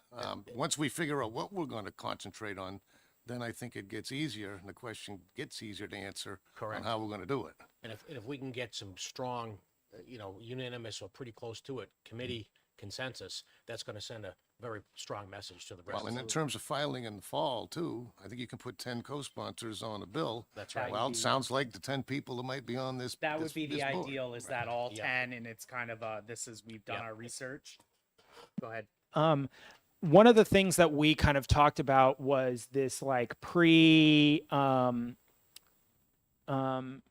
like offsite building of structures, or they were just talking about plans here today that were kind of like pre-approved at the, you know, county level or got stamped automatically. They do that kind of stuff with the manufactured housing, especially, you know, at the federal level, and maybe I am interested in one of the things of having either empowering the planning commissions or even New Hampshire, like the New Hampshire Finance Authority or whatever. To come up with a place where we can have, you know, ADUs that are pre-approved or houses that are pre-approved, plan, not the actual like site work and all of that stuff, to try and reduce the cost of either design, or like someone just wants to, you know, build a house and they, you know, are on a fixed budget, they want to build it themselves or whatever. They just would take this plan off, and as long as they can reproduce that plan, congratulations, that house is, you know, they don't want to design anything, right? I think that going to the, you know, local municipality with a pre-stamped approved plan, and you're just gonna, you know, okay, now I just have this square and I'm gonna have a, you know, a plan for the, you know, the foundation or whatever, and that's the only thing that's really at contention at the local level. I think that could speed up the process, and I would like us to move or consider that as something, whether that be the offsite building like pre-approval plans, the 3D construction approval plans, or these ADU approval plans. I think all of those, we could have like an kind of a Rolodex of things that have been approved to help streamline the process, so that the local municipalities aren't redoing the work every. Yeah. Okay, so let's center this to, Kristen, can you take notes for this? Could we just center the specific issue areas that, like, broad surface level what we kind of want to, like, let's start big and then go down. So I'm thinking first, ADUs. Representative Walsh, do you have one? Well, I just mentioned my regulations one with Fire. fire and all your other boards that may affect boards or bureaucracies that may affect the decision-making process. Okay, An appeals process, a streamlined, cheap appeals process. Streamlining appeals process for Unfavorable decisions to the property. unfavorable decisions to development. Sounds like housing appeals That's board. that ought to help. We know what that means. Okay, who else? I mean, I already said one, but I also think that the like DES and their I would say not taking into account like the facts on the ground of what is the house or the load that's going to be, you know, they're calculating 150 gallons per day per bedroom. You know, I think that is an outdated, arbitrary, some bad word, archaic, you know, a bunch of bad words that we should consider, you know, requiring DES to actually consider the things that are on the ground and not just some arbitrary number that they've put, which may be, you know, in effect way before even low flow toilets even existed. And also kind of like, I think that, yeah, so I think DES,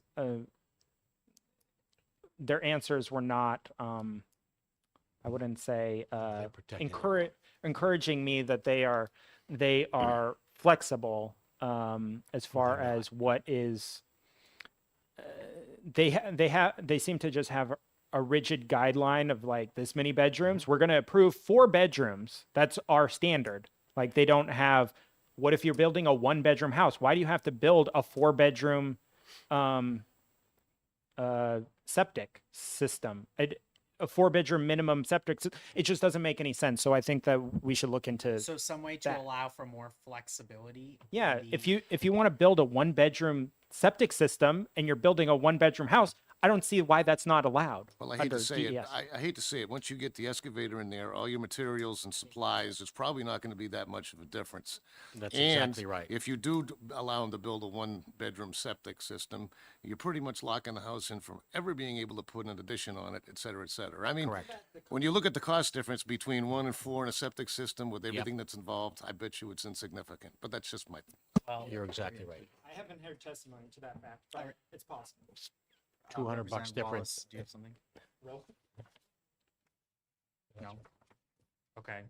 So what is? Oh, Josh.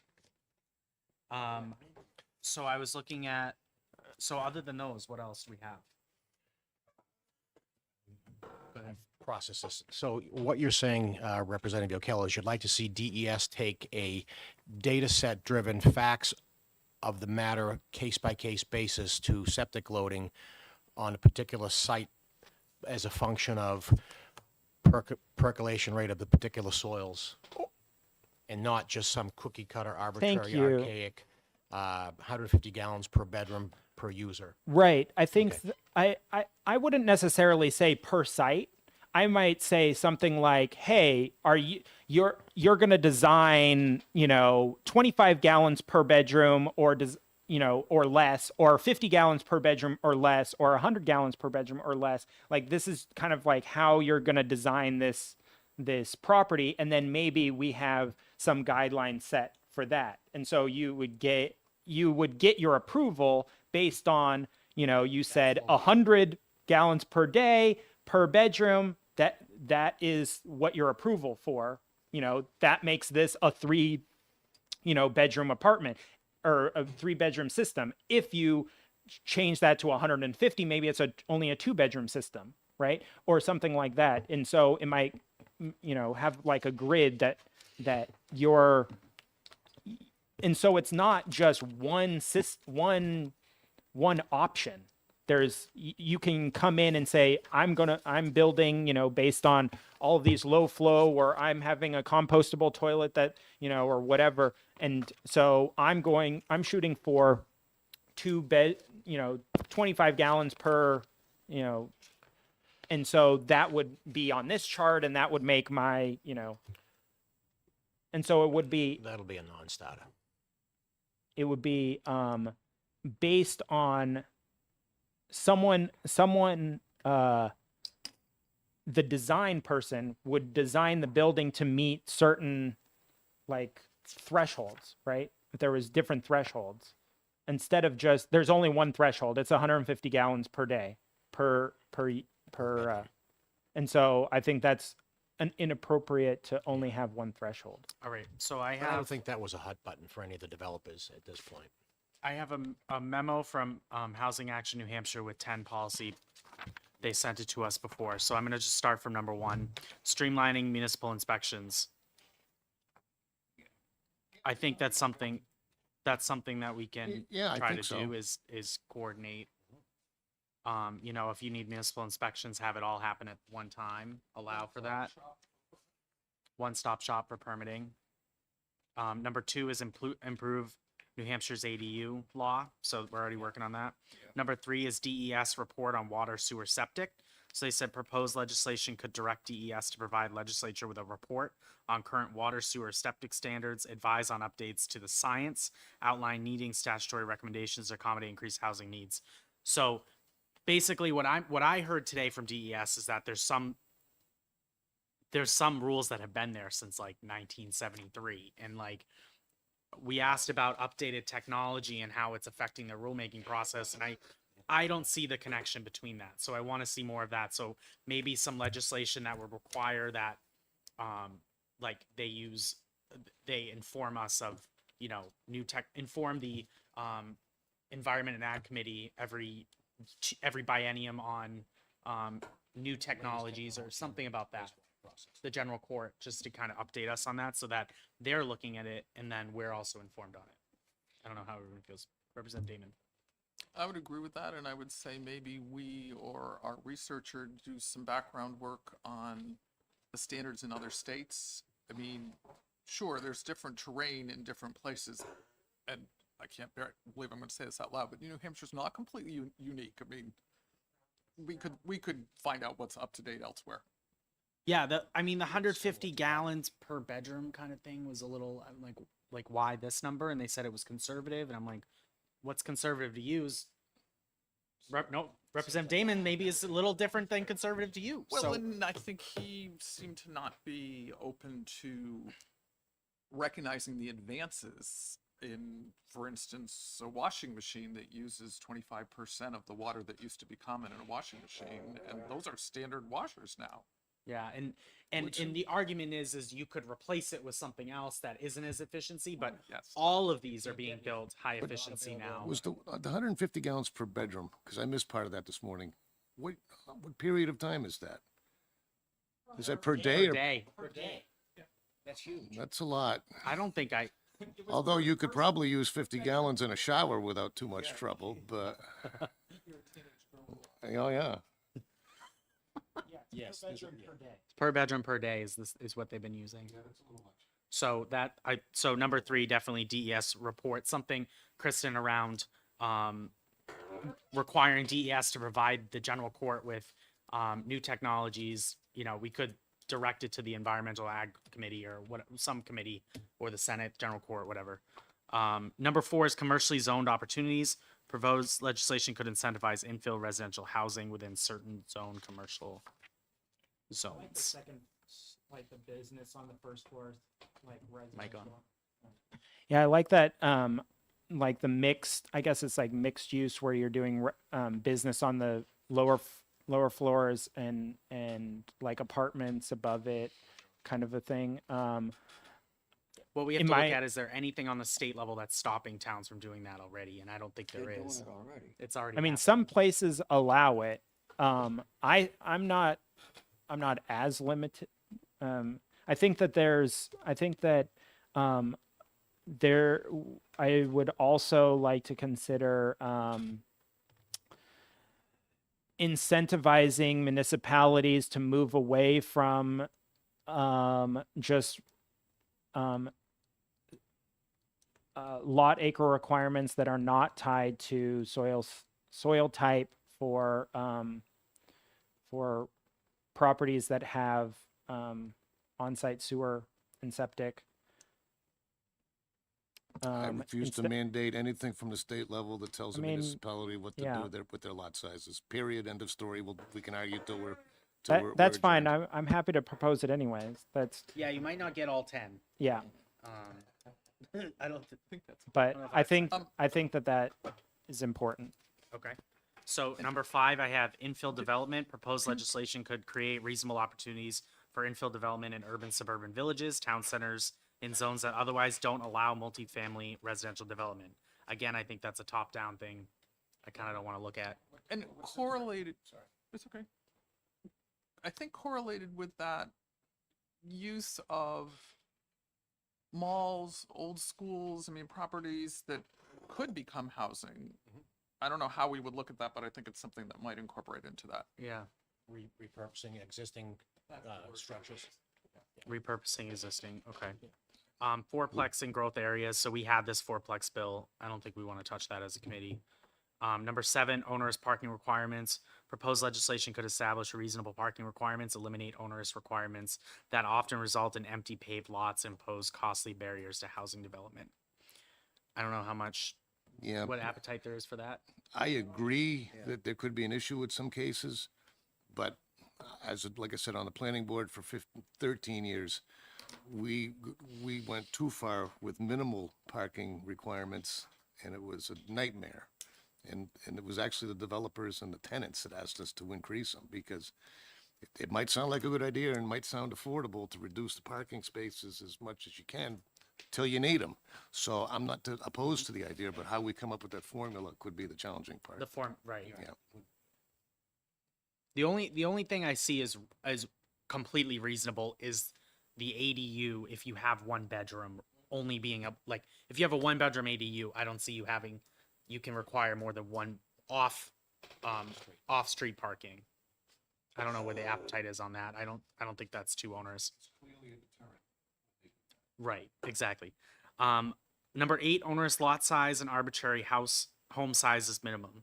Proposed legislation could limit onerous lot sizes for housing development and open up opportunities for smaller starter homes. I don't know what we think about that. I do. We heard earlier today that there was a requirement of a certain square footage for these apartments. I think that there should not be any. Now that I think that we should have eliminated minimum square footage requirements when we instituted the tiny home building requirements or the building code, because the building code now for those tiny homes now treats how to do those smaller square foot properties safely. And so I think that requiring anything less than 400 square feet or whatever, there's already a code for that and how to do it safely. And so I think that any size requirements are now essentially should have been removed already when we put that building code in. No, Well, not lot size, unit talking about square footage requirements. Like I have to build a 500 or a 10,000 square foot house, right? My house is smaller than the requirement that they were saying for apartments. They were saying what, 800 square feet for apartments? 800 square feet for an apartment. My whole house is smaller than that, right? And so I think, right, exactly. And so I think all of those are arbitrary and should not be allowed. I didn't hear much of it. I recall the conversation on the apartments today. I'm gonna have to look. I'm not even sure if my town has a square footage requirement for the actual building size. How many towns do we know have that for single families? Really? I think Many there are. towns. And then the code, when Bill McKinney came in and talked about code, he said that you could build an apartment 170 square feet and it would Right. be up to code. So I think this is one of these situations where the only thing it's in place is to deter and not do. I mean, Right.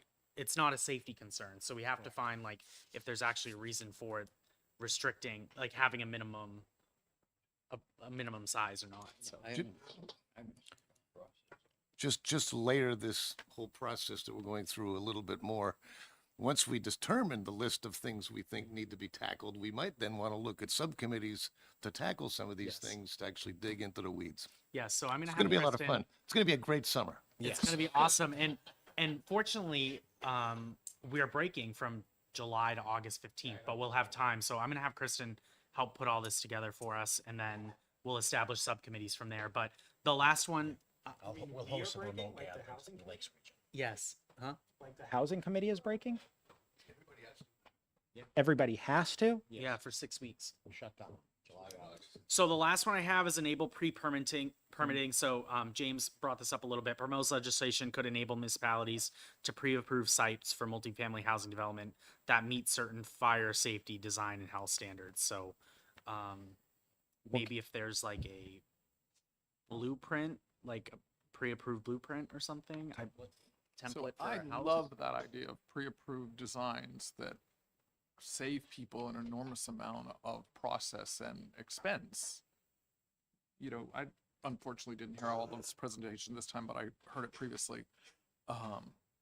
You know, the idea of there being half a dozen different designs people could pick from that maybe the state creates, I think that would be awesome. State's not gonna create Go ahead. On that, I agree, because I heard the statement before. I can get online right now and look at tens of thousands of architect-designed house plans and floor plans. And I'm sure there's somebody doing it for ADUs now, too. I just don't know where the government needs to continue to get in to offer things like that. Unless they went in and said, these are the designs that would be approved and you wouldn't need an inspection for. Well, everything's gonna That- be, everything's gonna need to be inspected for quality and for completion. Yeah. You're not gonna get away Right. from that. Yeah. Well, you're talking about inspections once it's built. I'm talking about like the approval process, that getting to the actual like building of the thing. So the design is happening before. You're not designing it after you built it, right? You have the design before building. And so I do like that. I'm concerned with this, you know, we can't meet for 6 weeks or whatever. Are we going to be able to meet as a committee before that starts to give us like the list of all the things and that we need to be working on, and maybe give each of, you know, assign those, you know, create a draft for this topic and have it ready for the end of the 6 weeks when we'll start up again with OLS, and we're going to all amend it to, you know, we're just going to say you're amending, you know, HB 111 or whatever, and we'll just have all your amendments for HB 111 on when we come back for the 6 weeks or whatever. Can we have that all So- nailed down before the 6 weeks or whatever? Yeah, I'm gonna have. Go ahead. Do you, should be able to request things from OLS as far as drafting. They are not sure the mechanism, but I think you said you had a judiciary bill that you might be able to attach. I mean, you could throw it on any. We bill. don't- I mean, it's one of Ellen Reed's. I think right. I don't think it. I think the mechanism is just any bill that hasn't been disposed of, we can technically draft an amendment to. It doesn't have to be submitted to the floor or whatever. You know, we just draft an amendment and use that to work in the committee session. And so then we would have like, you know, and then it could even be posted online that people. You know, we could have this committee have, you know, amendment, you know, we're going to be hearing amendments, you know, blah, blah, blah, blah, so that we could have, you know, people come and say like, hey, we're concerned about this amendment. It's drafted this way. And, you know, you get the public notice and you get the, you know, some Well, that feedback would- even That would possibly. be ideally for when the bill is introduced. I mean, that's great, but if part of work sessions is that some people know what we're talking about and come and give feedback and say that's not a great idea, because as much expertise as we have on the committee, there's, you know, other people that we have come and speak to us for a reason that they can shed some light on. I don't know. If I can, Mr. Chair, I think simplicity-wise, we've been charged with the task of trying to find solutions. We weren't given any bills. I think we continue our task of trying to find the solutions and working on getting some draft legislation for next year. I don't see the need to start trying to attach non-germane amendments, et cetera, because at the end of the day, we're not going to be able to act on those until January anyway. When at the same time, we'll be up, if this committee still exists or our bills go to municipal, either that, they'll be dealing with them in January as well. We're not saving a whole lot of time. And if it's any help, I don't know if you saw the big news on TV today, that the rent prices are finally relieving. It's a national trend. They are, the free market's actually starting to work. When demand goes down, so do the prices, so. Did we just solve it by not doing anything? I don't think we should try to attach. I was never suggesting attaching anything. There's a reason why it didn't pass in the first place. So that- Yes, No, we just- need amendments to be able to have actual language to critique in this committee. Like, otherwise we're think the doing just point- random, like, I wrote this down on a piece of paper and now we're going to critique it. I'm saying that how the mechanism for drafting anything through OLS, you actually have to have something to attach it to, because you cannot request a bill to be drafted, a new bill to be drafted until bill filing season. And so how do you actually have OLS actually attach or draft you anything? You have to have a mechanism, and I'm suggesting the mechanism could be an amendment. We don't actually put in the amendment. We just have it drafted so that we can work on it and have something here in the committee to work on. And then we actually take that drafted amendment and actually file it next year as a new bill. I'm not actually saying that we do No, non-germane I amendments. understand what Okay. I understand what you're saying. We would just use it as a vehicle to. I do too, but again, I think we're 4 steps ahead of it. First, we need to know what we even want Right. to say. So action items. I'm gonna have Kristen just throw together a small memo for us to see like issue areas. I'm gonna send it to the committee. Have everybody sign up to volunteer on subcommittees, and I want to have a work session before we break for July. July to August 15th. I want to have a work session where we can coordinate committees and have everybody work on those, and then we can come together in like September, like late August, early September, and kind of hash out what we got. Yeah, and if we Go can, once we get that initial outline, I think it gives everybody an opportunity to look at it, go through their notes, and maybe do a draft B or a second draft on the outline. And I'll send out an email and ask who is interested on serving a committee to look at requiring DES to, publish or present to the general court every 2 years or something. Go ahead. So 2 quick things, and I apologize if I missed this. Was there a discussion about evaluating impact fees further? And also, was there any conversation about looking at the lag time in the state adopting more up-to-date building code? So that's what so those are good questions. Kristen threw together a memo regarding impact fees. I think it's something that we should look at. Is that here? There was a recommendation I think the city of Dover made a recommendation that we do like targeted impact fees to certain things. So like if you are to charge an impact fee, it could go, because each municipality kind of chooses where it goes, but maybe we could be like, if you are to charge an impact fee, it can go towards economic development or I don't know, something, or maybe something But it's housing on the related. list. To, Yeah. okay, So, thank you. could you put impact fees on there as well, please? Thank you.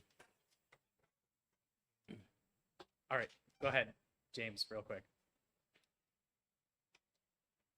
Just real quick while you're talking about pressing issues, I used to work for the Regional Planning Commission. A lot of what we did is work around transportation issues.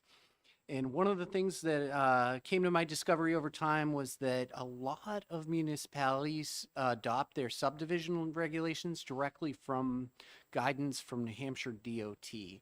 And that baseline recommendation is a 50-foot right-of-way with 24 feet of asphalt, X inches thick, and it's kind of overkill if you're trying to build a little neighborhood street to require 50 feet of right-of-way, and it significantly drives up the cost of subdividing land. And so that might be one of the places where you look at maybe hiring a consultant or working with a consultant to come up with recommendations for lower impact, lower cost alternatives to standard roadway designs for small subdivisions.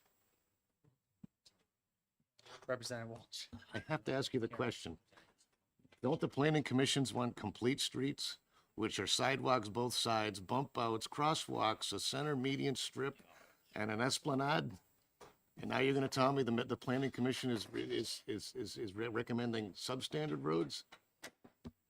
Well, let's imagine for a second there's a piece of land that could hold 8 houses on it, and it is only requires 100 feet of right of way, and it's not a substantial arterial road. It's a tertiary road, right? Like, wouldn't it be wonderful if that could be something as simple as a compacted gravel or stone dust road that is a shared lane between pedestrians and cars? People drive slow and it looks like a camp, right? Like, how many of you have gone to a lakeside camp down a little single path road where you have to pull off the road to let another car go by? Like, Sunshine and rainbows. Go ahead, Representative Walsh. Yeah, well, it's usually the people that own those camps that maintain the road because the town doesn't want to have anything to do with the dirt one. But no, it's a neat thought. Thank you. All right. Is there anything else for the committee? Motion to adjourn. We don't need to do that, but we are adjourned. Thank you.